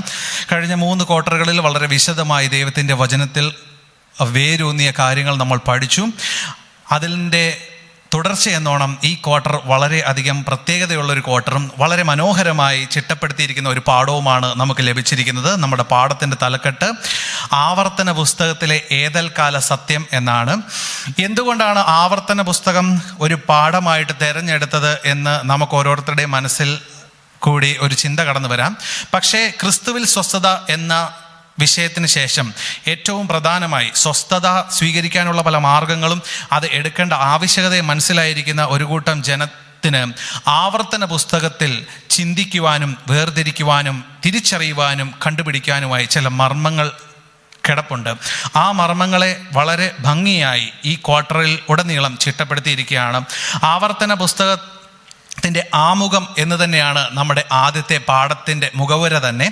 അപ്പോൾ ഈ പുസ്തകം ആരംഭിക്കുന്നത്, അല്ലെങ്കിൽ ഈ ആവർത്തന പുസ്തകത്തിലൂടെ ഏതൽകാല സത്യങ്ങൾ എന്നുള്ള ആവർത്തന പുസ്തകത്തിലെ ഏതൽകാല സത്യങ്ങൾ എന്നുള്ള പുസ്തകം ആരംഭിക്കുന്നത് യോശിയ രാജാവിൻ്റെ കഥ പറഞ്ഞുകൊണ്ടാണ്. എന്തുകൊണ്ടാണ് യോശിയ രാജാവിനെ ഇവിടെ എടുത്തിരിക്കുന്നത് എന്ന് നമുക്ക് ചിന്തിക്കേണ്ടിയിരിക്കുന്നു. യോശിയ രാജാവ് യഹൂദ വാഴുന്ന സമയം ഏതാണ്ട് BC 640 609 ഇടയ്ക്കായിട്ടാണ്. യോശിയാവ് 8 വയസ്സുള്ളവനായി വാഴ്ച തുടങ്ങി 31 സംവത്സരം യെരുശലേമിൽ വാണു. ഈ യോശിയാവിൻ്റെ വാഴ്ച തുടങ്ങിയപ്പോൾ ചില സ്വഭാവ സവിശേഷതകൾ യോശിയാവിനെ പറ്റി 2 രാജാക്കന്മാരുടെ പുസ്തകം 22-ാം അധ്യായത്തിൻ്റെ ആദ്യത്തെ വാക്യങ്ങളിൽ പറയുന്നുണ്ട്. അതിൻ്റെ 1, 2, 3 വാക്യങ്ങൾ വായിക്കുമ്പോൾ യോശിയാവിൻ്റെ ചില സവിശേഷതകളെ പറ്റി പറയുന്നുണ്ട്. യോശിയാവ് തൻ്റെ അപ്പനായ ദാവീദ് ദൈവത്തിൻ്റെ മുമ്പാകെ നടന്നതുപോലെ ഉള്ള വഴികളിൽ, ദൈവത്തിൻ്റെ വഴികളിൽ തന്നെ ഇടത്തോട്ടോ വലത്തോട്ടോ മാറാതെ യോശിയാവ് തൻ്റെ ജീവിതം മുന്നോട്ട് നയിച്ചു എന്ന് തന്നെ പറയണം. ദാവീദ് രാജാവിന് ശേഷം ദൈവത്തിന് വിശ്വസ്തനായി നിന്ന മറ്റൊരു രാജാവായിരുന്നു യോശിയാവ്. യോശിയ രാജാവിൻ്റെ വാഴ്ചയുടെ 18-ാം ആണ്ടിൽ ഒരു സംഭവ വികാസം അവിടെ നടക്കുന്നുണ്ട്. അതാണ് നമ്മളുടെ ഈ പുസ്തകത്തിൻ്റെ ആമുഖമായി പറയുന്നത്. 18-ാം സംവത്സരത്തിൽ യോശിയാവ് തൻ്റെ രായസക്കാരനായ ഷാഫാനെ അടുത്ത് വിളിച്ചിട്ട് ഷാഫാനോട് പ്രവാചകനായ മഹാപുരോഹിതനായ ഹിൽക്കിയാവിൻ്റെ അടുക്കിലേക്ക് പോയി യെരുശലേം ദൈവാലയത്തിൽ ഉള്ള കാണിക്കകളെയും മറ്റ് വസ്തുക്കളും കണക്കെടുത്ത് അത് ദൈവാലയം അറ്റകുറ്റം ചെയ്യുവാനായി അതിനുള്ള ആളുകളെ ഏൽപ്പിക്കുന്നതിന് വേണ്ടി വേണ്ടി പറഞ്ഞയക്കുകയുണ്ടായി. ഷാഫാൻ ഹിൽക്കിയാവിൻ്റെ അടുത്ത് ചെന്ന് ഈ പുരോഹിതൻ്റെ അടുക്കൽ ചെന്ന് ഈ കാര്യങ്ങളെല്ലാം ചെയ്തപ്പോൾ ഹിൽക്കിയ പുരോഹിതൻ ഷാഫാനോട് പറയുകയാണ്, ഞാൻ ദൈവത്തിൻ്റെ ഒരു നിയമ പുസ്തകം കണ്ടെത്തിയിരിക്കുന്നു എന്ന് പറഞ്ഞ് ഈ ജോലി ചെയ്യുന്നതിനോടൊപ്പം തന്നെ ഷാഫാനെ ആ പുസ്തകം ഏൽപ്പിക്കുകയാണ്. ഷാഫാൻ അത് വായിച്ച് നോക്കി. അതിനുശേഷം യോശിയ രാജാവിൻ്റെ അടുക്കലേക്ക് തിരിച്ചു വന്നു. തന്നെ ഏൽപ്പിച്ച ദൗത്യമെല്ലാം വളരെ ഭംഗിയായി നിർവഹിച്ചു എന്ന് പറഞ്ഞതിന് ശേഷം ഹിൽക്കിയ പുരോഹിതൻ നൽകിയ ഈ പുസ്തകം യോശിയ രാജാവിന് നൽകുകയാണ്. യോശിയ രാജാവ് അത് വായിച്ച് കേട്ടപ്പോൾ രാജാവ് വസ്ത്രം കീറിയെന്നാണ് പറയുന്നത്. നമുക്ക് നോക്കാം. 2 രാജാക്കന്മാരുടെ പുസ്തകം 22-ാം അധ്യായം 11-ാം വാക്യം. അത് ഇങ്ങനെ പറയുന്നു: രാജാവ് ന്യായപ്രമാണ പുസ്തകത്തിലെ വാക്യങ്ങളെ കേട്ടിട്ട് വസ്ത്രം കീറി. ഒരു രാജാവ് വസ്ത്രം കീറുന്ന തരത്തിൽ ദൈവത്തിൻ്റെ ന്യായപ്രമാണ പുസ്തകം അവിടെ പ്രവർത്തിക്കുകയാണെങ്കിൽ രാജാവ് വസ്ത്രം കീറിയ കാരണം നമ്മൾ അന്വേഷിക്കുമ്പോൾ അന്നത്തെ ഇസ്രായേൽ മക്കൾ ദൈവാലയത്തിൽ കാണിക്കുന്നതും അവരതിന് ചുറ്റും കാണിക്കുന്ന കാര്യങ്ങളെല്ലാം കണ്ടാൽ ദൈവത്തിൽ നിന്ന് ഒരുപാട് അകന്ന് നിൽക്കുന്ന ഒരു കൂട്ടം ജനമാണ് എന്ന് തിരിച്ചറിഞ്ഞതുകൊണ്ടാണ് യോശിയാവ് അവിടെ അങ്ങനൊരു കാര്യം ചെയ്തത്. അന്ന് യോശിയാവ് അവിടെ ഒരു തീരുമാനമെടുക്കുകയാണ്. ഒരു പുതിയ ചിന്താഗതിയും ഒരു പുതിയ ന്യായവും ഒരു പുതിയ നവീകരണം അവിടെ ആരംഭിക്കുകയാണ്. യോശിയാവ് ദൈവാലയത്തിനുള്ള കാര്യങ്ങളെല്ലാം നിവർത്തിക്കാനായി യെരുശലേമിലും യഹൂദയിലുമുള്ള മൂപ്പന്മാരെയെല്ലാം വിളിച്ചുകൂട്ടി ഈ നിയമപുസ്തകം വായിച്ചു കേൾപ്പിച്ച് ഇത് നമ്മൾ അനുഷ്ഠിക്കണം എന്നൊരു കൽപ്പന പുറപ്പെടുവിക്കുകയുണ്ടായി. അപ്പോൾ ചരിത്രം പറയുന്നത് ഈ പുസ്തകം എന്ന് പറഞ്ഞാൽ ഈ യോശിയാവിന് കൊടുത്ത, ഹിൽക്കിയ പുരോഹിതൻ കൊടുത്ത പുസ്തകം ആവർത്തന പുസ്തകം ആണ് എന്നാണ് ഇവിടെ ചരിത്രം രേഖപ്പെടുത്തിയിരിക്കുന്നത്. അപ്പോൾ ഈ ആവർത്തന പുസ്തകം വായിച്ചതുകൊണ്ട്, അതിലെ വിവിധമായ കാര്യങ്ങൾ വായിച്ചതുകൊണ്ടാണ് യോശിയാവിന് അങ്ങനെ ഒരു തീരുമാനം എടുക്കുവാൻ സാധിച്ചത്. യോശിയാവ് എടുത്ത തീരുമാനങ്ങളും യോശിയാവ് കൊണ്ടുവന്ന മാറ്റങ്ങളും അവിടെ എന്തെല്ലാം മ്ലേച്ഛതകളാണ് സംഭവിച്ചത് എന്ന് അറിയാൻ നമുക്ക് 2 രാജാക്കന്മാരുടെ പുസ്തകം 23-ാം അധ്യായം പൂർണ്ണമായിട്ടും വായിക്കുമ്പോൾ നമുക്കത് മനസ്സിലാകും. ഈ പുസ്തകത്തിൻ്റെ ആരംഭത്തിൽ നമ്മൾ ആ ചിന്ത വെച്ച് 2 രാജാക്കന്മാരുടെ പുസ്തകം 23-ാം അധ്യായം ഒന്ന് വായിക്കണം എന്ന് ഞാൻ വിനീതമായി അഭ്യർത്ഥിക്കുകയാണ്. അതിനോടൊപ്പം തന്നെ അതിലെ 25-ാം വാക്യത്തിലേക്ക് ഞാൻ നിങ്ങളുടെ ശ്രദ്ധയെ ക്ഷണിക്കുകയാണ്. 2 രാജാക്കന്മാരുടെ പുസ്തകം 23-ാം അധ്യായം 25-ാം വാക്യം. അത് ഇങ്ങനെ പറയുന്നു: അവനെപ്പോലെ പൂർണ്ണ ഹൃദയത്തോടും പൂർണ്ണ മനസ്സോടും പൂർണ്ണ ശക്തിയോടും കൂടെ മോശയുടെ ന്യായപ്രമാണ പ്രകാരം ഒക്കെയും യഹോവയെങ്കിലേക്ക് തിരിഞ്ഞ ഒരു രാജാവ് മുമ്പുണ്ടായിട്ടില്ല, പിമ്പ് ഒരുത്തൻ എഴുന്നേറ്റിട്ടുമില്ല.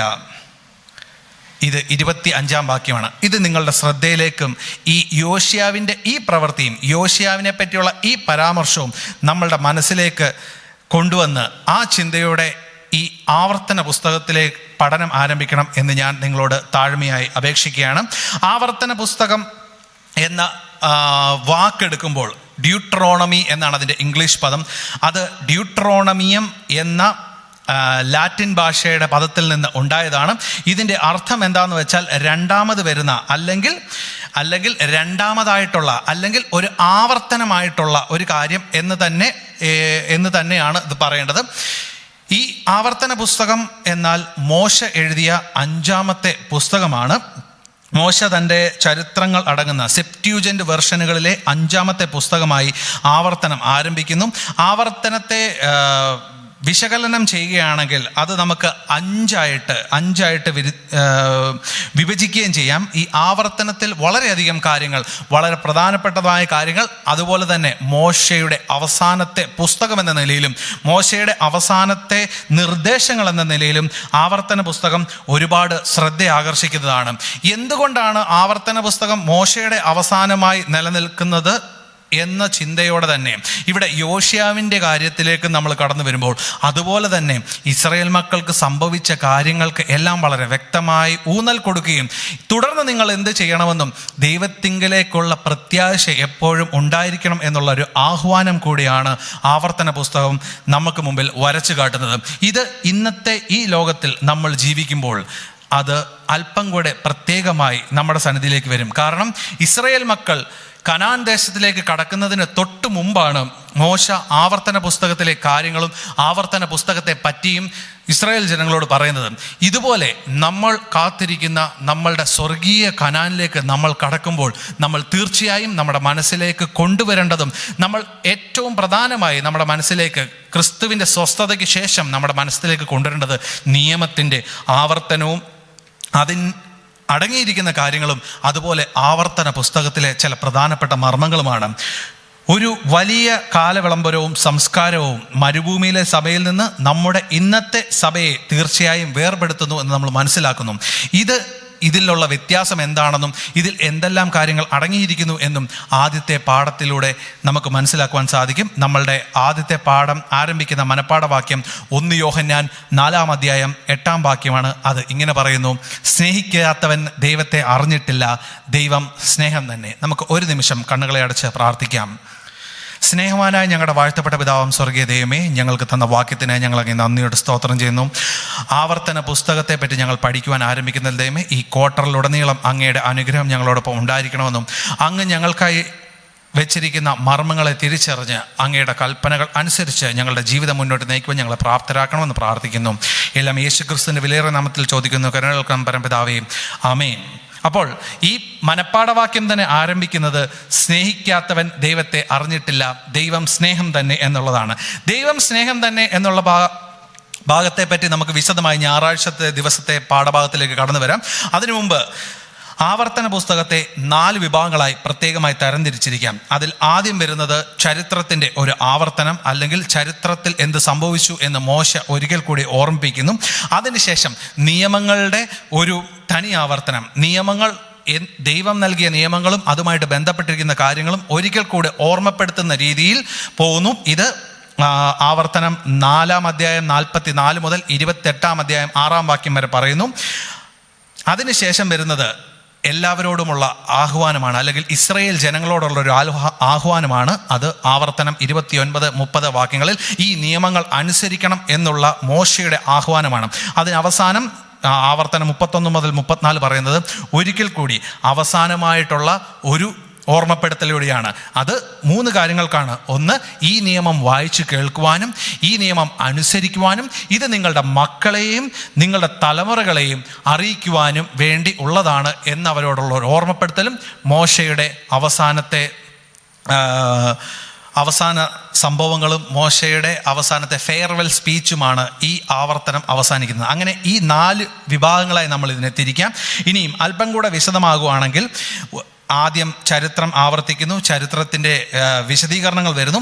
അതിനുശേഷം നിബന്ധനകളും നിയമങ്ങളും, സാധാരണയായുള്ള നിബന്ധനകൾ, അതിനോടൊപ്പം തന്നെ പ്രത്യേകമായി ചെയ്യേണ്ട ചില കാര്യങ്ങൾ, ചില പ്രത്യേക യാഗകർമ്മങ്ങൾ, യോവേൽ സംവത്സരം, അങ്ങനത്തെ ചില പ്രത്യേകതയുള്ള നിബന്ധനകൾ. അതിനുശേഷം വരുന്നത് അനുഗ്രഹങ്ങളും ശാപങ്ങളുമാണ്. എടുത്തു പറയത്തക്കേണ്ട ഒരു കാര്യമാണ്. കാരണം യോശിയാവ് ഇതിൻ്റെ അനുഗ്രഹങ്ങളും ശാപങ്ങളും തിരിച്ചറിഞ്ഞതുകൊണ്ടും ഈ ശാപം തൻ്റെ ജനത്തിൽ വരാതിരിക്കുന്നതിനും ഇത് ജനത്തിൽ വന്നതുകൊണ്ട് അത് മാറ്റുന്നതിനു വേണ്ടി ദൈവത്തിലേക്ക് തിരിയണം എന്നുള്ള ആഹ്വാനമാണ് സ്വീകരിച്ചത്. അതിനുശേഷം നമ്മൾ ദൈവവുമായിട്ടുള്ള നമ്മുടെ ആത്മീയ ബന്ധവും ദൃഢമാക്കി വെക്കുന്നതും ദൈവവുമായിട്ട് ഒരു നിത്യ ഉടമ്പടിയിലേക്ക് കടക്കണം എന്നും പറഞ്ഞ് ആവർത്തന പുസ്തകം അവസാനിക്കുകയാണ്. ആവർത്തന പുസ്തകത്തെ പറ്റി പറയുകയാണെങ്കിൽ വളരെ വലിയ ചരിത്രം ഉൾക്കൊള്ളുന്നതും അതിൻ്റെ മുഖവുര പോലും ഒരു പാഠത്തിൽ ഉൾക്കൊള്ളിക്കാൻ പറ്റാത്തതുമായ കാര്യങ്ങളാണ്. എപ്പോഴും ആവർത്തന പുസ്തകവും മറ്റെല്ലാ പുസ്തകങ്ങളെപ്പോലെ ഒരു പശ്ചാത്തലത്തിൽ നിന്ന് ആരംഭിക്കുന്നു. ഉൽപ്പത്തി, പുറപ്പാട്, ലേവ്യ, സംഖ്യ എന്ന പുസ്തകങ്ങളുടെ ഒരു സംഗ്രഹമായിട്ടും നമ്മളുടെ ഇന്നത്തെ ജീവിതത്തിൽ ഒരു ഓർമ്മപ്പെടുത്തലായിട്ടും ആവർത്തന പുസ്തകം നിലകൊള്ളുന്നു. അങ്ങനെ നമ്മൾ ആവർത്തന പുസ്തകത്തിൽ നമുക്ക് ഈ അന്ത്യകാലത്ത് ജീവിക്കുന്ന നമുക്ക് എന്തൊക്കെ കാര്യങ്ങൾ അതിൽ നിന്ന് വേർതിരിച്ചെടുക്കാനുണ്ട് എന്ന് ഒരു ചിന്ത മനസ്സിലേക്ക് വെച്ച് നമ്മൾ ഈ പാഠത്തിലേക്ക് കടക്കുകയാണ്. ഞാൻ മുമ്പേ പറഞ്ഞതുപോലെ ഈ പാഠം ആരംഭിക്കുന്നത് സ്നേഹിക്കുക, സ്നേഹിക്കപ്പെടുക എന്ന കാര്യം പറഞ്ഞാണ്. ഈ സ്നേഹം എന്ന് പറയുന്നത് ആരംഭിച്ചത് സ്വർഗത്തിൽ നിന്നും ദൈവത്തിൽ നിന്നുമാണ്. ദൈവം സ്നേഹം തന്നെ ആയതുകൊണ്ടാണ് ദൈവം ലോകത്തെ സൃഷ്ടിച്ചതും മനുഷ്യരെ സൃഷ്ടിച്ചതും അതുമായിട്ട് ബന്ധപ്പെട്ട എല്ലാ കാര്യങ്ങളും സൃഷ്ടിക്കപ്പെട്ടതും. പക്ഷേ സ്നേഹിക്കാനും സ്നേഹിക്കപ്പെടുവാനും വേണ്ടി സൃഷ്ടിക്കപ്പെട്ട് വന്ന സംഭവത്തിലേക്ക് മാറ്റങ്ങൾ വരുന്ന ഒരവസ്ഥയിലേക്കാണ് ശരിക്കും ചരിത്രം വിരളുന്നത്. നമുക്ക് യെഹെസ്കേൽ പ്രവാചകൻ എഴുതിയ പുസ്തകം 28-ാം അധ്യായം 15-ാം വാക്യത്തിലേക്ക് പോകുമ്പോൾ നമുക്കത് മനസ്സിലാകും. യെഹെസ്കേൽ പ്രവാചകൻ എഴുതിയ പുസ്തകം 28-ാം അധ്യായം 15-16 എന്നുള്ള വാക്യം അത് ഇങ്ങനെ പറയുന്നു. 16-ാം വാക്യം ഇങ്ങനെ ആരംഭിക്കുന്നു: നിന്നെ സൃഷ്ടിച്ച നാൾ മുതൽ നിങ്ങൾ നീതികേട് കണ്ടതുവരെ നീ നടപ്പിൽ നിഷ്കളങ്കനായിരുന്നു. നിന്റെ വ്യാപാരത്തിൻ്റെ പെരുപ്പം നിമിത്തം നിന്റെ അന്തർഭാഗം സാഹസം കൊണ്ട് നിറഞ്ഞു. നീ പാപം ചെയ്തു, അതുകൊണ്ട് ഞാൻ നിന്നെ അശുദ്ധനെന്നെണ്ണി ദൈവപർവ്വതത്തിൽ നിന്ന് തള്ളിക്കളഞ്ഞു. മറയ്ക്കുന്ന കെരൂബേ, ഞാൻ നിന്നെ അഗ്നിമയ രഥങ്ങളുടെ മധ്യേ നിന്ന് മുടിച്ചു കളഞ്ഞു. നമ്മൾ സ്നേഹം തന്നെ, അല്ലെങ്കിൽ ദൈവം സ്നേഹം തന്നെ, സ്നേഹമാണ് എല്ലാം എന്ന് പറഞ്ഞ് ആരംഭിച്ചതിൽ നിന്ന് നമ്മൾ കടന്നു പോകുന്നത് വൻ പോരാട്ടത്തിലേക്കായിരുന്നു. ദൈവത്തിൻ്റെ സ്നേഹം വളരെ അധികം തെറ്റിദ്ധരിക്കപ്പെട്ടതും ദൈവത്തിൻ്റെ സ്നേഹം മനുഷ്യർക്കും അതുപോലെ തന്നെ ദൈവം സൃഷ്ടിച്ചുണ്ടാക്കിയ വസ്തുക്കളിലും വ്യക്തികളിലും ദൂതന്മാർക്കും കൊടുത്തത് മറ്റുള്ളവരെ നാം സ്നേഹിക്കുവാനും ദൈവത്തെ തിരിച്ച് സ്നേഹിക്കുവാനും വേണ്ടിയാണ്. പക്ഷേ ആ സ്നേഹം മാത്രമായിട്ടല്ല നൽകപ്പെട്ടിരിക്കുന്നത്, അതിനോടൊപ്പം സ്വാതന്ത്ര്യം എന്ന ഒരു അനുഗ്രഹവും നൽകപ്പെട്ടു.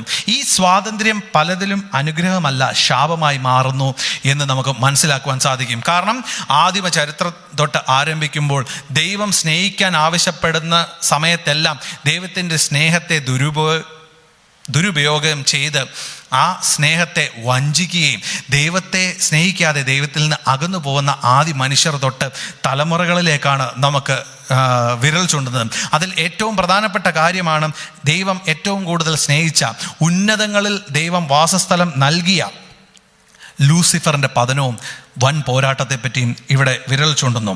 എന്തുകൊണ്ടാണ് ഈ ഒരു പോരാട്ടത്തിലേക്ക് സ്വർഗം സാക്ഷ്യം വഹിച്ചത് എന്ന് നമ്മൾ ചിന്തിക്കുമ്പോൾ അതിന് ഒറ്റ ഉത്തരമേ ഉള്ളൂ: സ്വാതന്ത്ര്യം കൊണ്ടാണ്. എന്തുകൊണ്ടാണ് ലൂസിഫർ സാത്താനായതും ലൂസിഫർ ദൈവത്തിനെതിരായി നിന്നതും എന്ന് നമ്മൾ ചോദിക്കുകയാണെങ്കിൽ, മനുഷ്യൻ്റെ സൃഷ്ടിപ്പിൻ്റെ മായിട്ട് ബന്ധപ്പെട്ടുള്ള തീരുമാനത്തിൽ ഉൾപ്പെടുത്തിയില്ല എന്നുള്ള കാര്യം കൊണ്ടാണ് എന്ന് നമുക്ക് മനസ്സിലാക്കുവാൻ സാധിക്കും. പക്ഷേ അങ്ങനെ ഒരു തീരുമാനം എടുക്കാതെ എന്തെല്ലാം അനുഗ്രഹങ്ങളാണ്! കുറവില്ലാത്തവനായി സൃഷ്ടിക്കപ്പെട്ട ഒരു ദൂതന്മാരിൽ മീതെ അത്യുന്നതനായി നിന്ന ഒരു ദൂതൻ്റെ മനസ്സിൽ ഉണ്ടായ ഒരു ചിന്താഗതി കൊണ്ട് പെടേണ്ടതായ ദൈവത്തെ സ്നേഹിക്കാതെ ദൈവത്തിന് മുകളിലായി തൻ്റെ സിംഹാസനം വെക്കുന്നു, അല്ലെങ്കിൽ ഞാൻ ദൈവത്തിൻ്റെ മുകളിലായി സിംഹാസനം വെക്കും എന്നൊരു ആഹ്വാനത്തിലേക്ക് പോയി നമുക്ക് നോക്കാം. യെശയ്യാവ് 14:12 മുതൽ 15 വരെയുള്ള വാക്യങ്ങളിൽ പറയുന്നുണ്ട്: അരുണോദയപുത്രനായ ശുക്ര, നീ എങ്ങനെ ആകാശത്തു നിന്ന് വീണു? ജാതികളെ താഴ്ത്തി കളഞ്ഞവനെ, നീ എങ്ങനെ വെട്ടേറ്റ് നിലത്ത് വീണു? ഞാൻ സ്വർഗത്തിൽ കയറും, എൻ്റെ സിംഹാസനം ദൈവത്തിൻ്റെ നക്ഷത്രങ്ങൾക്ക് മീതെ വയ്ക്കും. ഉത്തരദിക്കിൻ്റെ അതിർത്തിയിൽ സമാഗമന പർവ്വതത്തിന്മേൽ ഞാൻ ഇരുന്നരുളും എന്നൊക്കെ പറഞ്ഞ ഈ ലൂസിഫറിനെ സ്വർഗത്തിൽ നിന്ന്, അല്ലെങ്കിൽ അഗ്നിമയ രഥങ്ങളുടെ നടുവിൽ നിന്ന് നീക്കിക്കളഞ്ഞു എന്ന് നമുക്ക് കാണുവാൻ സാധിക്കും. ഇതേ ലൂസിഫർ ആദ്യ മനുഷ്യരെ തെറ്റിദ്ധരിപ്പിച്ച് പാപത്തിലേക്ക് കടത്തി ഇന്നും നമ്മളെ ഓരോരുത്തരെയും തെറ്റിലേക്ക് നയിക്കുവാൻ വളരെയധികം പണിപ്പെട്ട് ദൈവത്തിൽ നിന്ന് ദൈവത്തിൻ്റെ ജനത്തെ അകറ്റുവാൻ വേണ്ടി പരിശ്രമിക്കുന്നു. അങ്ങനെ സ്നേഹവുമായിട്ട് മാത്രം ബന്ധപ്പെട്ടിരിക്കുന്ന ദൈവത്തിൽ നിന്ന് മനുഷ്യരെ അകറ്റുവാൻ വേണ്ടി സാത്താൻ എന്ന ലൂസിഫർ പരിശ്രമിക്കുന്നതായി നാം ഓരോരുത്തരും ചിന്തിക്കേണ്ടതായുള്ള അവസ്ഥയിലേക്കാണ് ആവർത്തന പുസ്തകം ദൈവത്തിൻ്റെ നിയമത്തെപ്പറ്റി നമ്മെ പഠിക്കുന്നത്. തുടർന്ന് വരുന്നത് വീഴ്ചയും ജലപ്രളയവും. നാം ഇപ്പോൾ പറഞ്ഞതുപോലെ സ്വാതന്ത്ര്യം ദൈവം മനുഷ്യർക്ക് ദൈവം സ്വാതന്ത്ര്യം നൽകിയ കൂട്ടത്തിൽ അവർക്ക് നൽകപ്പെട്ട ഒന്നുകൂടിയാണ് ദൈവത്തെ സ്നേഹിക്കുക എന്നുള്ളൊരു ആവശ്യം, അതുപോലെ തന്നെ ദൈവത്തിൻ്റെ കൽപ്പനകൾ പ്രമാണിക്കുക എന്നതുകൂടെ. പക്ഷേ അതിൽ നിന്ന് മനുഷ്യർ കാലാകാലങ്ങളായി മാറ്റപ്പെട്ടുകൊണ്ടേയിരിക്കുന്നു. 10 തലമുറയായപ്പോൾ മനുഷ്യരുടെ പാപങ്ങൾ അതിൻ്റെ ഉന്നമനത്തിൽ എത്തി ദൈവത്തിന് സഹിക്കാൻ പറ്റാത്ത രീതിയിലേക്ക് കടന്നുപോയി എന്ന് നമുക്ക് മനസ്സിലാക്കുന്നു. നമുക്ക് ഉൽപ്പത്തിയുടെ പുസ്തകം 6-ാം അധ്യായം 5-6 വാക്യങ്ങൾ നോക്കുമ്പോൾ നമുക്ക് അതിനെപ്പറ്റി ഒരു പരാമർശം നമുക്കിതിനകത്ത് മനസ്സിലാക്കുവാൻ സാധിക്കും. ഭൂമിയിൽ മനുഷ്യൻ്റെ ദുഷ്ടത വലിയതെന്നും അവൻ്റെ ഹൃദയ വിചാരങ്ങളുടെ നിരൂപണമൊക്കെയും എല്ലായ്പ്പോഴും ദോഷമുള്ളതത്രയും എന്നും യഹോവ കണ്ടു. താൻ ഭൂമിയിൽ മനുഷ്യനെ ഉണ്ടാക്കുകൊണ്ട് യഹോവ അനുതപിച്ചു. അങ്ങനെ തലമുറകൾ ആരംഭിച്ചപ്പോൾ തന്നെ മനുഷ്യർ ലോകത്തിൽ ദൈവത്തിന് എതിരായി പ്രവർത്തിച്ചതുകൊണ്ട് മനുഷ്യനെ സൃഷ്ടിച്ചതിൽ ദൈവം അനുതപിച്ചു എന്ന് ഒരു ഭാഗമാണ് ഇവിടെ പറയുന്നത്. ഇതിൻ്റെ കാരണം ദൈവം കൊടുത്ത സ്വാതന്ത്ര്യമാണ്. വേണമെങ്കിൽ ദൈവത്തിന് മനുഷ്യരെ സ്വാതന്ത്ര്യമില്ലാതെ സൃഷ്ടിക്കാമായിരുന്നു. പക്ഷേ ദൈവം അങ്ങനെ ചെയ്യാതെ സ്വാതന്ത്ര്യത്തോടെ മനുഷ്യനെ സൃഷ്ടിച്ചു. കാരണം ദൈവത്തിന് മനുഷ്യർ സ്വന്തം ആഗ്രഹത്തിന് പ്രകാരം ദൈവത്തെ തിരിച്ചറിയണം എന്നാണ് ദൈവം ആവശ്യപ്പെടുന്നത്. ഇവിടെ ഐസക് ന്യൂട്ടൻ്റെ ഒരു ഉദാഹരണം പറയുന്നുണ്ട്. ഐസക് ന്യൂട്ടൻ്റെ തലയിൽ ആപ്പിൾ വീണതുകൊണ്ട് ഭൂഗുരുത്വാകർഷണം എന്നത് ഐസക് ന്യൂട്ടൺ വളരെ വിശദമായി മറ്റുള്ളവർക്ക് പറഞ്ഞു കൊടുത്തു എന്ന് വേണം പറയാൻ. പക്ഷേ ഈ ആപ്പിൾ വീണത് അവിടെ ഒരു പ്രക്രിയ അല്ല എങ്കിലും ഐസക് ന്യൂട്ടൺ ആ തത്വത്തെ വളരെ വിശദമാക്കി പറഞ്ഞു കൊടുക്കുകയാണ് ചെയ്തത്. ഈ ആപ്പിൾ വീണില്ലായിരുന്നു എങ്കിൽ മറ്റുള്ളവർക്ക് നാം ഭൂമിയിലേക്ക് വീഴുന്നതായ അല്ലെങ്കിൽ മുകളിൽ നിന്ന് താഴോട്ട് വരുന്ന ഏതൊരു വസ്തുവും ഭൂഗുരുത്വാകർഷണം കൊണ്ടാണ് എന്ന് മനസ്സിലാക്കുവാൻ സാധിക്കും. പക്ഷേ ഐസക് ന്യൂട്ടൺ അത് വിശദീകരിച്ചപ്പോൾ ആകാശഗോളങ്ങളും ഭൂമിയിലെ തത്വങ്ങളും എല്ലാം ഈ ഗുരുത്വാകർഷണത്തിൻ്റെ കീഴിലാണ് പ്രവർത്തിക്കുന്നത് എന്നത് ന്യൂട്ടൻ്റെ സംഭാവനയായിരുന്നു. അതിൽ നിന്നാണ് നമുക്ക് ആ ഒരു ചിന്തയിലേക്ക് നമ്മളെ കൊണ്ടുപോകുന്നത്. അതുപോലെ തന്നെ സന്മാർഗിക നിയമത്തെ സംബന്ധിച്ചും ഇതേ കാര്യമാണ്. ദൈവം സ്നേഹം നിർമ്മിച്ചതും സ്വാതന്ത്ര്യം നൽകിയതും മറ്റുള്ളവർക്ക് നന്മ ചെയ്യുവാൻ വേണ്ടിയാണ്. പക്ഷേ മനുഷ്യർ അത് തെറ്റായ രീതിയിലേക്ക് നടത്തിയപ്പോൾ ശരിക്കും ദൈവം നൽകിയ ഒരു അനുഗ്രഹത്തെ അവർ മോശമാക്കി കളഞ്ഞു എന്ന് തന്നെ പറയേണ്ടിയിരിക്കുന്നു. അതിൻ്റെ അനന്തരഫലമായിട്ടാണ് ജലപ്രളയം ദൈവം ഭൂമിയിലേക്ക് കൊണ്ടുവന്നത്. ജലപ്രളയം ദൈവം ഭൂമിയിലേക്ക് കൊണ്ടുവരാൻ ദൈവം നിർബന്ധിതനായി. അത്രയും മനുഷ്യരുടെ മ്ലേച്ഛതകൾ ഈ ലോകത്ത് വന്നു എന്ന് തന്നെ നമുക്ക് പറയണം. ഇനിയും അതിനുശേഷം ജലപ്രളയത്തിന് ശേഷം 8 പേരിൽ തുടങ്ങുന്ന പുതിയ ലോകത്തെ മനുഷ്യർ 8 പേരെ ഉള്ളായിരുന്നു എന്ന് നമുക്കറിയാം. അതിനുശേഷവും അല്പം കടന്നപ്പോൾ അവിടെ സംഭവിച്ചത്, ഉൽപ്പത്തി 11-ാം അധ്യായത്തിൽ സംഭവിച്ചത് ബാബേൽ ഗോപുരവും അവിടെ ചുറ്റുമുള്ള ആളുകളുടെയും നിവാസികളുടെയും അവരുടെ മനസ്സും അവരുടെ ചിന്താഗതിയുമാണ് നമ്മുടെ മുമ്പിലേക്ക് വരച്ചു കാട്ടുന്നത്. കാരണം ഗോപുരത്തിൻ്റെ പണി, നാം ഒരു ഗോപുരം നിർമ്മിക്കുക, നമ്മൾ അകന്നു പോകാതെ ഒരുമിച്ച് ജീവിക്കേണ്ടതിന് ഒരു ഗോപുരവും ഇനിയൊരു ജലപ്രളയം നമ്മളെ നശിപ്പിക്കരുത് എന്ന് വെച്ച് ദൈവത്തിനെതിരെ മത്സരിക്കുന്ന ഒരു കൂട്ടം ജനങ്ങളെയാണ് അവിടെ വരച്ചു കാട്ടുന്നത്. ദൈവം മനുഷ്യരുടെ പ്രവർത്തനം കാണുവാനും മനുഷ്യരുടെ പണി കാണുവാനും വന്നപ്പോൾ ദൈവം കണ്ടത് ഇതാണ്. ഈ അവരുടെ മനസ്സിലെ ഈ ചിന്ത കണ്ടപ്പോൾ ദൈവം അവരുടെ ഭാഷ കലക്കി കളഞ്ഞതായിട്ട് നാം കാണുവാൻ സാധിക്കുന്നു. കാരണം ജനം അവരുടെ വിജയത്തിന്മേൽ ആഹ്ലാദിക്കുകയും ദൈവത്തെ മഹത്വപ്പെടുത്താതെ വെള്ളിയും പൊന്നും കൊണ്ടുള്ള അവരുടെ ദേവന്മാരെ സ്തുതിക്കുകയും സ്വർഗത്തിൻ്റെയും ഭൂമിയുടെയും ഭരണാധിപതിക്ക് എതിരായിട്ട് അവരെ തന്നെ ഉറപ്പിക്കുകയും ചെയ്യുകയായിരുന്നു ബാബേൽ ഗോപുരത്തിൻ്റെ നിർമ്മിതിയിലൂടെ. ബാബേൽ ഗോപുരത്തിൻ്റെ ഒരു പ്രത്യേക സ്ഥലത്ത് അവർ മണ്ണും മരവും കല്ലും കൊണ്ടുള്ള ദേവന്മാരെ പ്രതിഷ്ഠിക്കുകയും അതുപോലെ അവരതിനെ ആരാധിക്കുകയും ചെയ്തതായിട്ട് നമുക്ക് കാണുവാൻ സാധിക്കും. അങ്ങനെ വീണ്ടും സ്നേഹിക്കണം എന്നാവശ്യപ്പെടുന്ന ദൈവത്തെ, സ്നേഹം എന്താണെന്ന് പറഞ്ഞും പഠിപ്പിച്ചും കാണിച്ചും തന്ന ദൈവത്തെ വീണ്ടും അതിൽ നിന്ന് അനുദപിക്കുന്ന ഒരവസ്ഥയിലേക്ക് മനുഷ്യരുടെ പ്രവർത്തിയാൽ മാറ്റം സംഭവിക്കുകയാണ് എന്ന് നമുക്കിവിടെ മനസ്സിലാവും. ഇവരുടെ ഈ പ്രവർത്തി കൊണ്ട്, ഇവരുടെ ദൈവത്തിന് എതിരായുള്ള പ്രവർത്തി കൊണ്ടാണ് അവിടെ അവരുടെ ഭാഷ കലക്കിക്കളഞ്ഞതും ആ ബാബേൽ ഗോപുരത്തിൻ്റെ നിർമ്മിതി അവിടെ നിർത്തലാക്കാൻ ഉള്ള കാരണം വന്നതും. അങ്ങനെ അവിടെയും വീണ്ടും ദൈവത്തിൻ്റെ ജനം ദൈവത്തിൽ നിന്ന് അകന്നു പോയതായിട്ട് ദൈവം തിരിച്ചറിഞ്ഞപ്പോഴാണ് അതിൽ നിന്ന് ഒരു കാര്യം, ഒരിക്കൽ കൂടെ ഒരു തിരിച്ചുവരവും ഒരു ശേഷിപ്പിനെ നിലനിർത്തുവാൻ വേണ്ടി ദൈവം തീരുമാനിച്ചത്. അതായിരുന്നു അബ്രാമിൻ്റെ വിളി. അബ്രാമിൻ്റെ വിളിയിൽ വളരെയധികം പ്രധാനമായിട്ട് ഒരു കാര്യമുണ്ട്. ദൈവം അബ്രാമിനെ വിളിക്കുമ്പോൾ പറയുന്നൊരു കാര്യം, നീ നിൻ്റെ പിതൃഭവനത്തെയും നിൻ്റെ ദേശക്കാരെയും നിൻ്റെ ചാർച്ചക്കാരെയും വിട്ട് ഞാൻ നിന്നെ കാണിപ്പാനിരിക്കുന്ന ദേശത്തേക്ക് നീ പോകാം. അങ്ങനെ അബ്രാം എന്ന വ്യക്തിയെ ഹാരാനിൽ നിന്ന് ദൈവം പറിച്ചു മാറ്റി കാനാനിൽ അബ്രഹാമായിട്ട് നട്ടപ്പോൾ ഒരു പുതിയ മുന്തിരിവള്ളിയിലേക്ക് നടുകയും അതിലേക്ക് മാനവരാശിയുടെ മുഴുവൻ രക്ഷയും അതിലേക്ക് കൊണ്ടുവരുന്നു എന്ന് നമുക്ക് കാണാൻ സാധിക്കും. ഉൽപ്പത്തി 12-ാം അധ്യായം 3-ാം വാക്യത്തിൽ പറയുന്നത്, നിന്നെ അനുഗ്രഹിക്കുന്നവരെ ഞാൻ അനുഗ്രഹിക്കും, നിന്നെ ശപിക്കുന്നവരെ ഞാൻ ശപിക്കും, നിന്നിൽ ഭൂമിയിലെ സകല വംശങ്ങളും അനുഗ്രഹിക്കപ്പെടും. യേശുക്രിസ്തുവിലൂടെ, അല്ലെങ്കിൽ ദൈവം പുതിയതായി നട്ട ആ മുന്തിരിവള്ളിയിൽ യേശുക്രിസ്തുവിലൂടെ ഒരുപാട് പുതിയ ചില്ലകൾ രൂപപ്പെടുത്തുകയും, അല്ലെങ്കിൽ കാട്ടുമുന്തിരിവള്ളിയായ ഒരുപാട് ജനങ്ങൾക്ക് ദൈവത്തിൻ്റെ മുന്തിരിവള്ളിയിലേക്ക് ചേരുവാനുള്ളൊരു അവസരവും അബ്രഹാമിലൂടെ ദൈവം ഇവിടെ പുനഃസൃഷ്ടിക്കുകയാണ്. നിന്നിലൂടെ ഞാൻ ഭൂമിയിലെ സകല വംശങ്ങളെയും അനുഗ്രഹിക്കും എന്നുള്ളൊരു വാഗ്ദത്തമാണ് അബ്രഹാമിലൂടെ നമുക്കിവിടെ നൽകുന്നത്. ആ വാഗ്ദത്തം വളരെ അധികം പ്രധാനപ്പെട്ടതും വളരെ പ്രചോദനമായതും ഈ ആവർത്തന പുസ്തകത്തിലേക്ക് നമ്മളെ കൊണ്ടു ചെല്ലുന്നതും മോശയുടെ തിരഞ്ഞെടുപ്പിനും മോശ കടന്നു വരുന്ന സാഹചര്യത്തിലേക്ക് നമ്മളെ കൈ ചൂണ്ടുന്നതുമായ ഒരു പ്രധാനപ്പെട്ട അനുഗ്രഹവും വാഗ്ദത്തവുമാണ് എന്ന് നമുക്ക് മനസ്സിലാക്കുന്നു. അതുപോലെ ഗലാത്യർ 3-ാം അധ്യായത്തിൽ പൗലോസ് അപ്പോസ്തലൻ പറയുന്നത് പോലെ, അതുകൊണ്ട് വിശ്വാസികൾ അത്രേ അബ്രഹാമിൻ്റെ മക്കൾ എന്ന് പറഞ്ഞാൽ വിശ്വാസികളാണ് എന്നറിവിൻ. എന്നാൽ ദൈവം വിശ്വാസം മൂലം ജാതികളെ നീതീകരിക്കുന്നു എന്ന് തിരുവെഴുത്ത് മുൻകണ്ടിട്ട് നിന്നിൽ സകല ജാതികളെ അനുഗ്രഹിക്കപ്പെടും എന്ന് പറഞ്ഞു. വിശ്വാസം മൂലം സകല ജാതികളെയും ദൈവം അബ്രഹാമിൻ്റെ സന്തതിയിലേക്ക് ചേർക്കുകയും വാഗ്ദത്തപ്പെട്ട കനാൻ ദേശത്തിലേക്ക് കടന്നു പോകുവാനുള്ള അവസരം എല്ലാ മാനവരാശിക്കും ക്രിസ്തു യേശു മൂലം നമുക്ക് അനുവദിച്ച് തന്നിരിക്കുന്നതായിട്ട് നാം തിരിച്ചറിയണം, മനസ്സിലാക്കണം. എബ്രഹാമിൻ്റെ വിളി ഉൽപ്പത്തി 12-ലാണ്. എബ്രഹാമിൻ്റെ കുടുംബം വിഗ്രഹാരാധികളായിരുന്നു.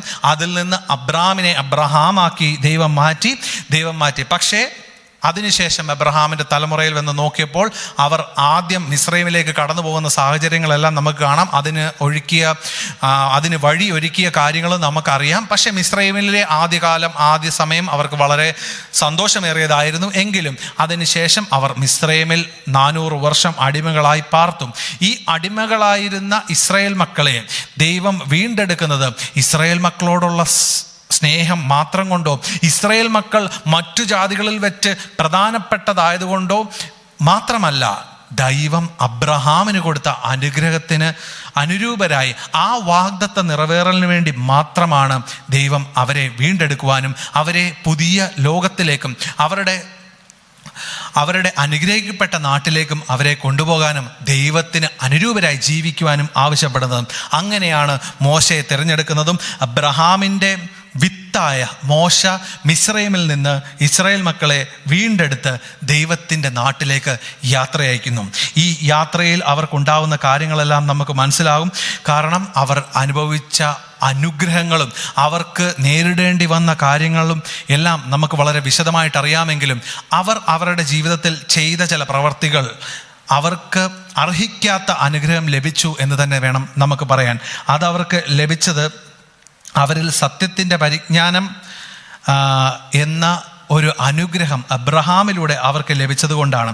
ഇതേ കാര്യമാണ്, ഇതേ വീണ്ടെടുപ്പാണ് സ്തേഫാനോസിലൂടെയും ശിഷ്യന്മാരിലൂടെയും യേശു ക്രിസ്തുവിലൂടെയും മാനവജനത്തിന് മുഴുവൻ നിൽക്കുന്നത്. സ്തേഫാനോസ് തൻ്റെ മരണത്തിന് മുമ്പായി പറഞ്ഞ പ്രസംഗത്തിൽ വളരെ വ്യക്തമായി പറയുന്നുണ്ട്, അബ്രഹാമിനോടുള്ള അനുഗ്രഹം കൊണ്ട് മിസ്രൈമിൽ നിന്ന് ഇസ്രായേൽ മക്കളെ ദൈവം മോചിപ്പിച്ചു. അത് അബ്രഹാമിനോടുള്ള സ്നേഹം കൊണ്ടും വാഗ്ദത്ത നിറവേറലിനും വേണ്ടിയാണ് എന്ന് നമുക്ക് മനസ്സിലാക്കുന്നു. നാം ഓരോരുത്തരും അത് മനസ്സിലാക്കണം. നാമും പുരാതന ഇസ്രായേലും തമ്മിൽ ഒരുപാട് സമാനതകളുണ്ട്. അതിൽ ഏറ്റവും പ്രധാനപ്പെട്ട സമാനതകളാണ് പുരാതന ഇസ്രായേൽ അബ്രഹാമിനോട് ബന്ധപ്പെട്ട് തിരിഞ്ഞു വന്നെങ്കിൽ നാം യേശുക്രിസ്തുവിലുള്ള യേശുക്രിസ്തുവിൻ്റെ വിശ്വാസം മൂലം മാത്രം രക്ഷയിലേക്ക് കടന്നു വന്ന് ദൈവത്തിൻ്റെ കൃപയ്ക്ക് യോഗ്യന്മാരായി തീർന്നു. യേശുക്രിസ്തുവിലുള്ള വിശ്വാസം നാം സ്വീകരിക്കുമ്പോൾ ദൈവകൃപ നമ്മിലേക്ക് വന്ന് നാം വാഗ്ദത്ത നാടിലേക്ക് അവകാശികളാകുവാൻ അവസരമുള്ള ഒരു കൂട്ടം ജനമായി മാറും. ഇത് നാം മറ്റുള്ളവരേക്ക് നമ്മുടെ ജീവിതത്തിലേക്ക് അറിയിക്കണം, നമ്മുടെ ജീവിതം കൊണ്ട് അത് കാണിക്കണം.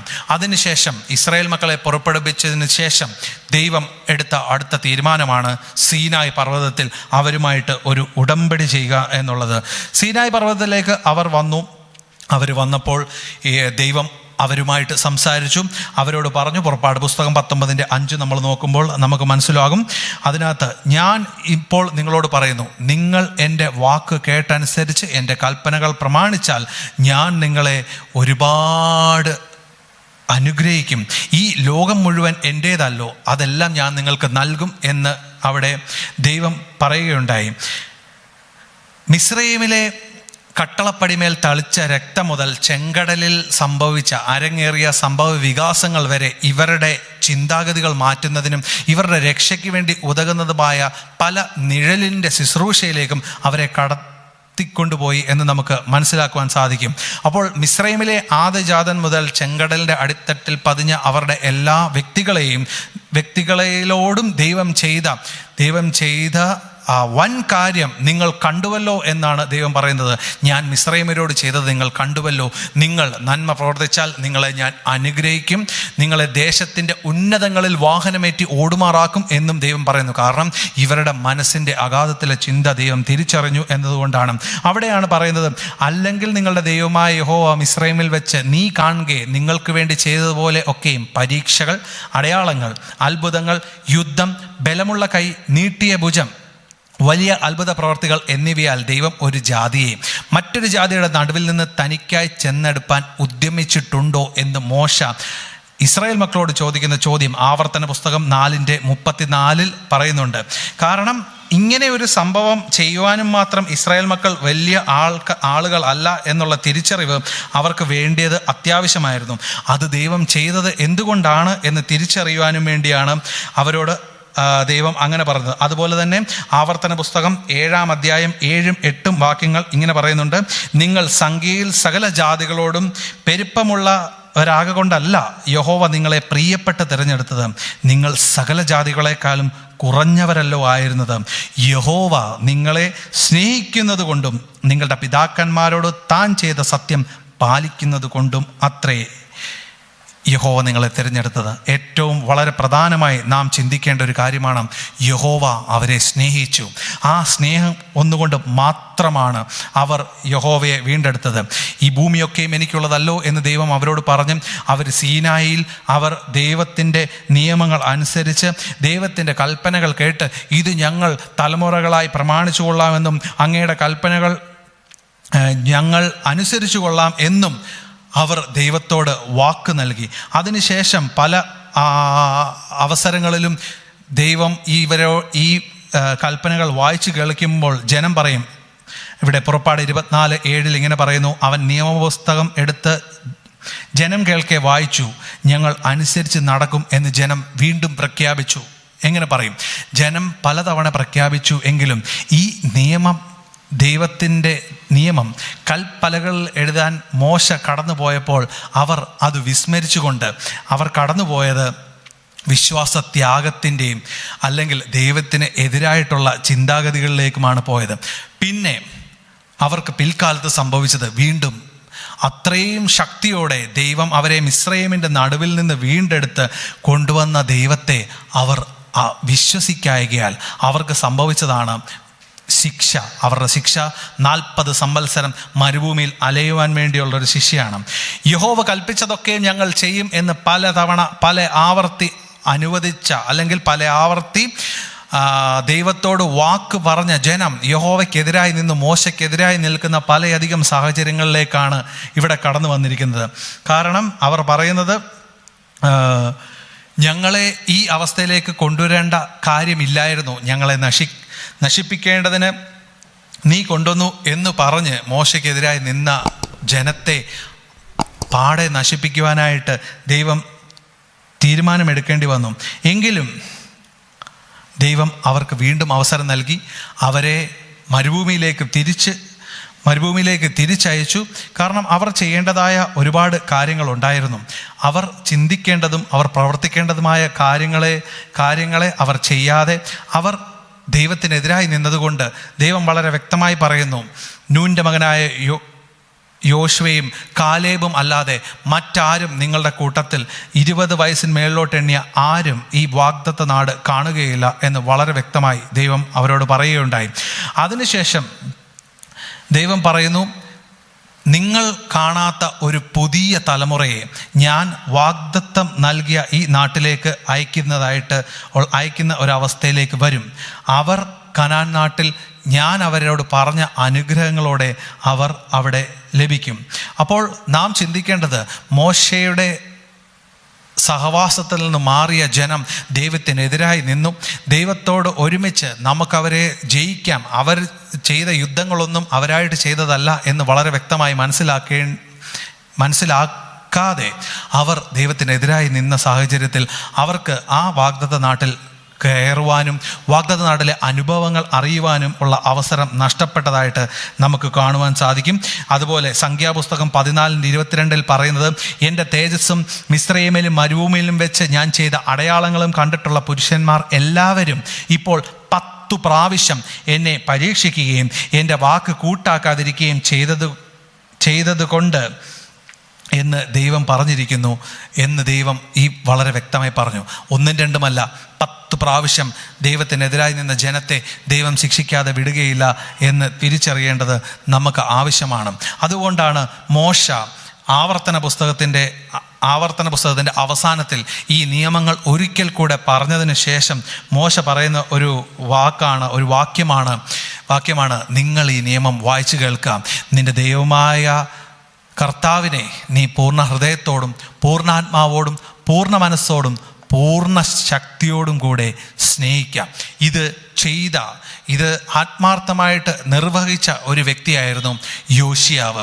ആ യോശിയാവ് നമ്മളുടെ മനസ്സിലേക്ക് കടന്നു വരുമ്പോൾ നാമും അങ്ങനെ ഒരു അവസ്ഥയിലേക്ക് തിരിഞ്ഞു പോകണം എന്നാണ്.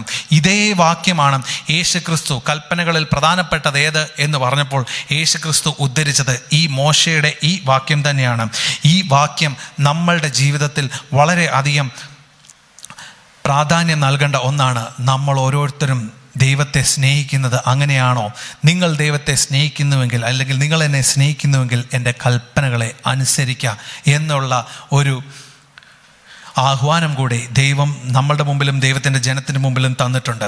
ദൈവത്തിൻ്റെ അനുഗ്രഹങ്ങളും ശാപങ്ങളും എല്ലാം പറയുമ്പോഴും ദൈവം ആദ്യം പറയുന്നത്, ഞാൻ പറഞ്ഞ കാര്യങ്ങളും എൻ്റെ കൽപ്പനകളും നിങ്ങൾ കേട്ടനുസരിക്കുകയാണെങ്കിൽ ഈ പുസ്തകത്തിൽ പറഞ്ഞിട്ടുള്ള എല്ലാ അനുഗ്രഹങ്ങളും തലമുറ അനുഗ്രഹിക്കപ്പെടും. നിങ്ങൾക്കൊന്നിനും മുട്ടുണ്ടാകുകയില്ല. നിങ്ങൾ കടം വാങ്ങുന്നവരല്ല, കടം കൊടുക്കുന്നവരാവും. നിങ്ങൾക്ക് ഒരിക്കലും നിങ്ങൾക്ക് യുദ്ധങ്ങളോ ബുദ്ധിമുട്ടുകളോ ക്ഷാമമോ ഒന്നും നിങ്ങളെ ബാധിക്കില്ല.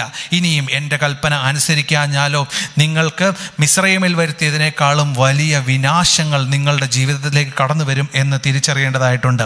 അങ്ങനെ നമ്മൾ നിൽക്കുമ്പോൾ നമ്മളുടെ മുമ്പിൽ നാം ദൈവത്തെ എങ്ങനെ സ്നേഹിക്കണം എന്ന് തിരിച്ചറിയേണ്ടതായിട്ട് ഉണ്ട് എന്ന് നാം ഓരോരുത്തരും ഇന്ന് തിരിച്ചറിയണം.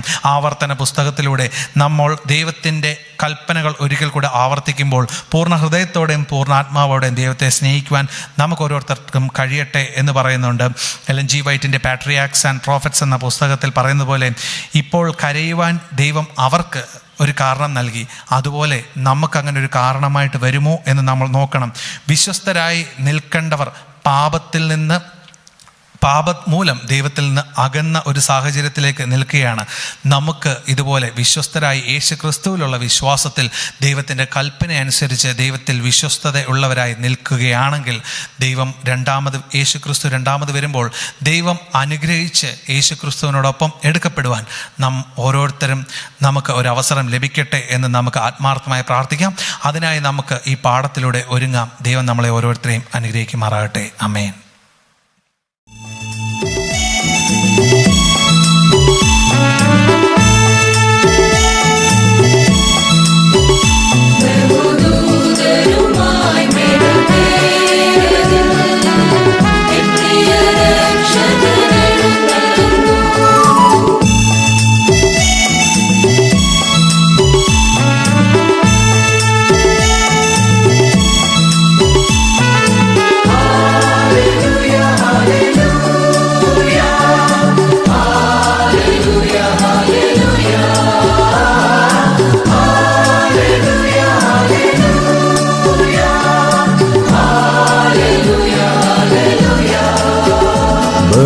ബഹുദൂതരുമായി മേഘത്തേരതിൽ എൻ പ്രിയ രക്ഷകനെഴുന്നള്ളുന്നു.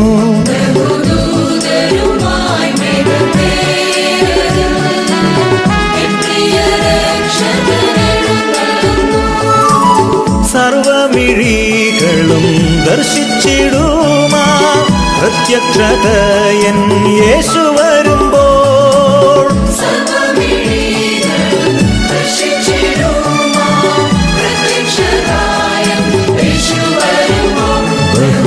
ബഹുദൂതരുമായി മേഘത്തേരതിൽ എൻ പ്രിയ രക്ഷകനെഴുന്നള്ളുന്നു.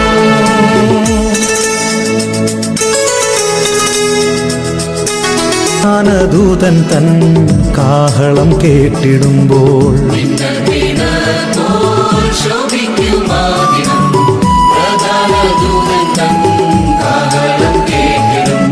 ശുദ്ധരിൻ ഗണമുയർക്കുമക്ഷയരായി മറുരൂപം പ്രാപിക്കും അന്നാളിൽ നാം.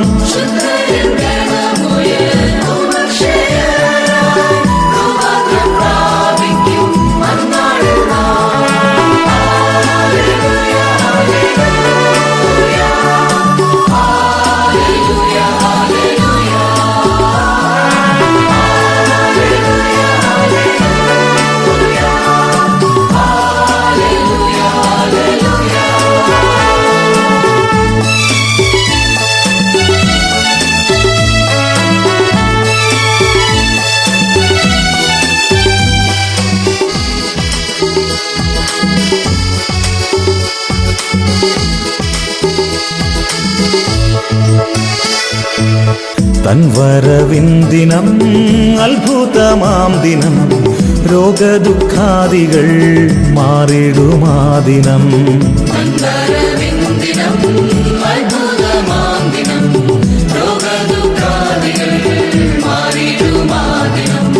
നമുക്കായൊരുക്കിയ അത്ഭുത ഭവനം കർത്തൻ വരവിനായൊരുങ്ങിടുക.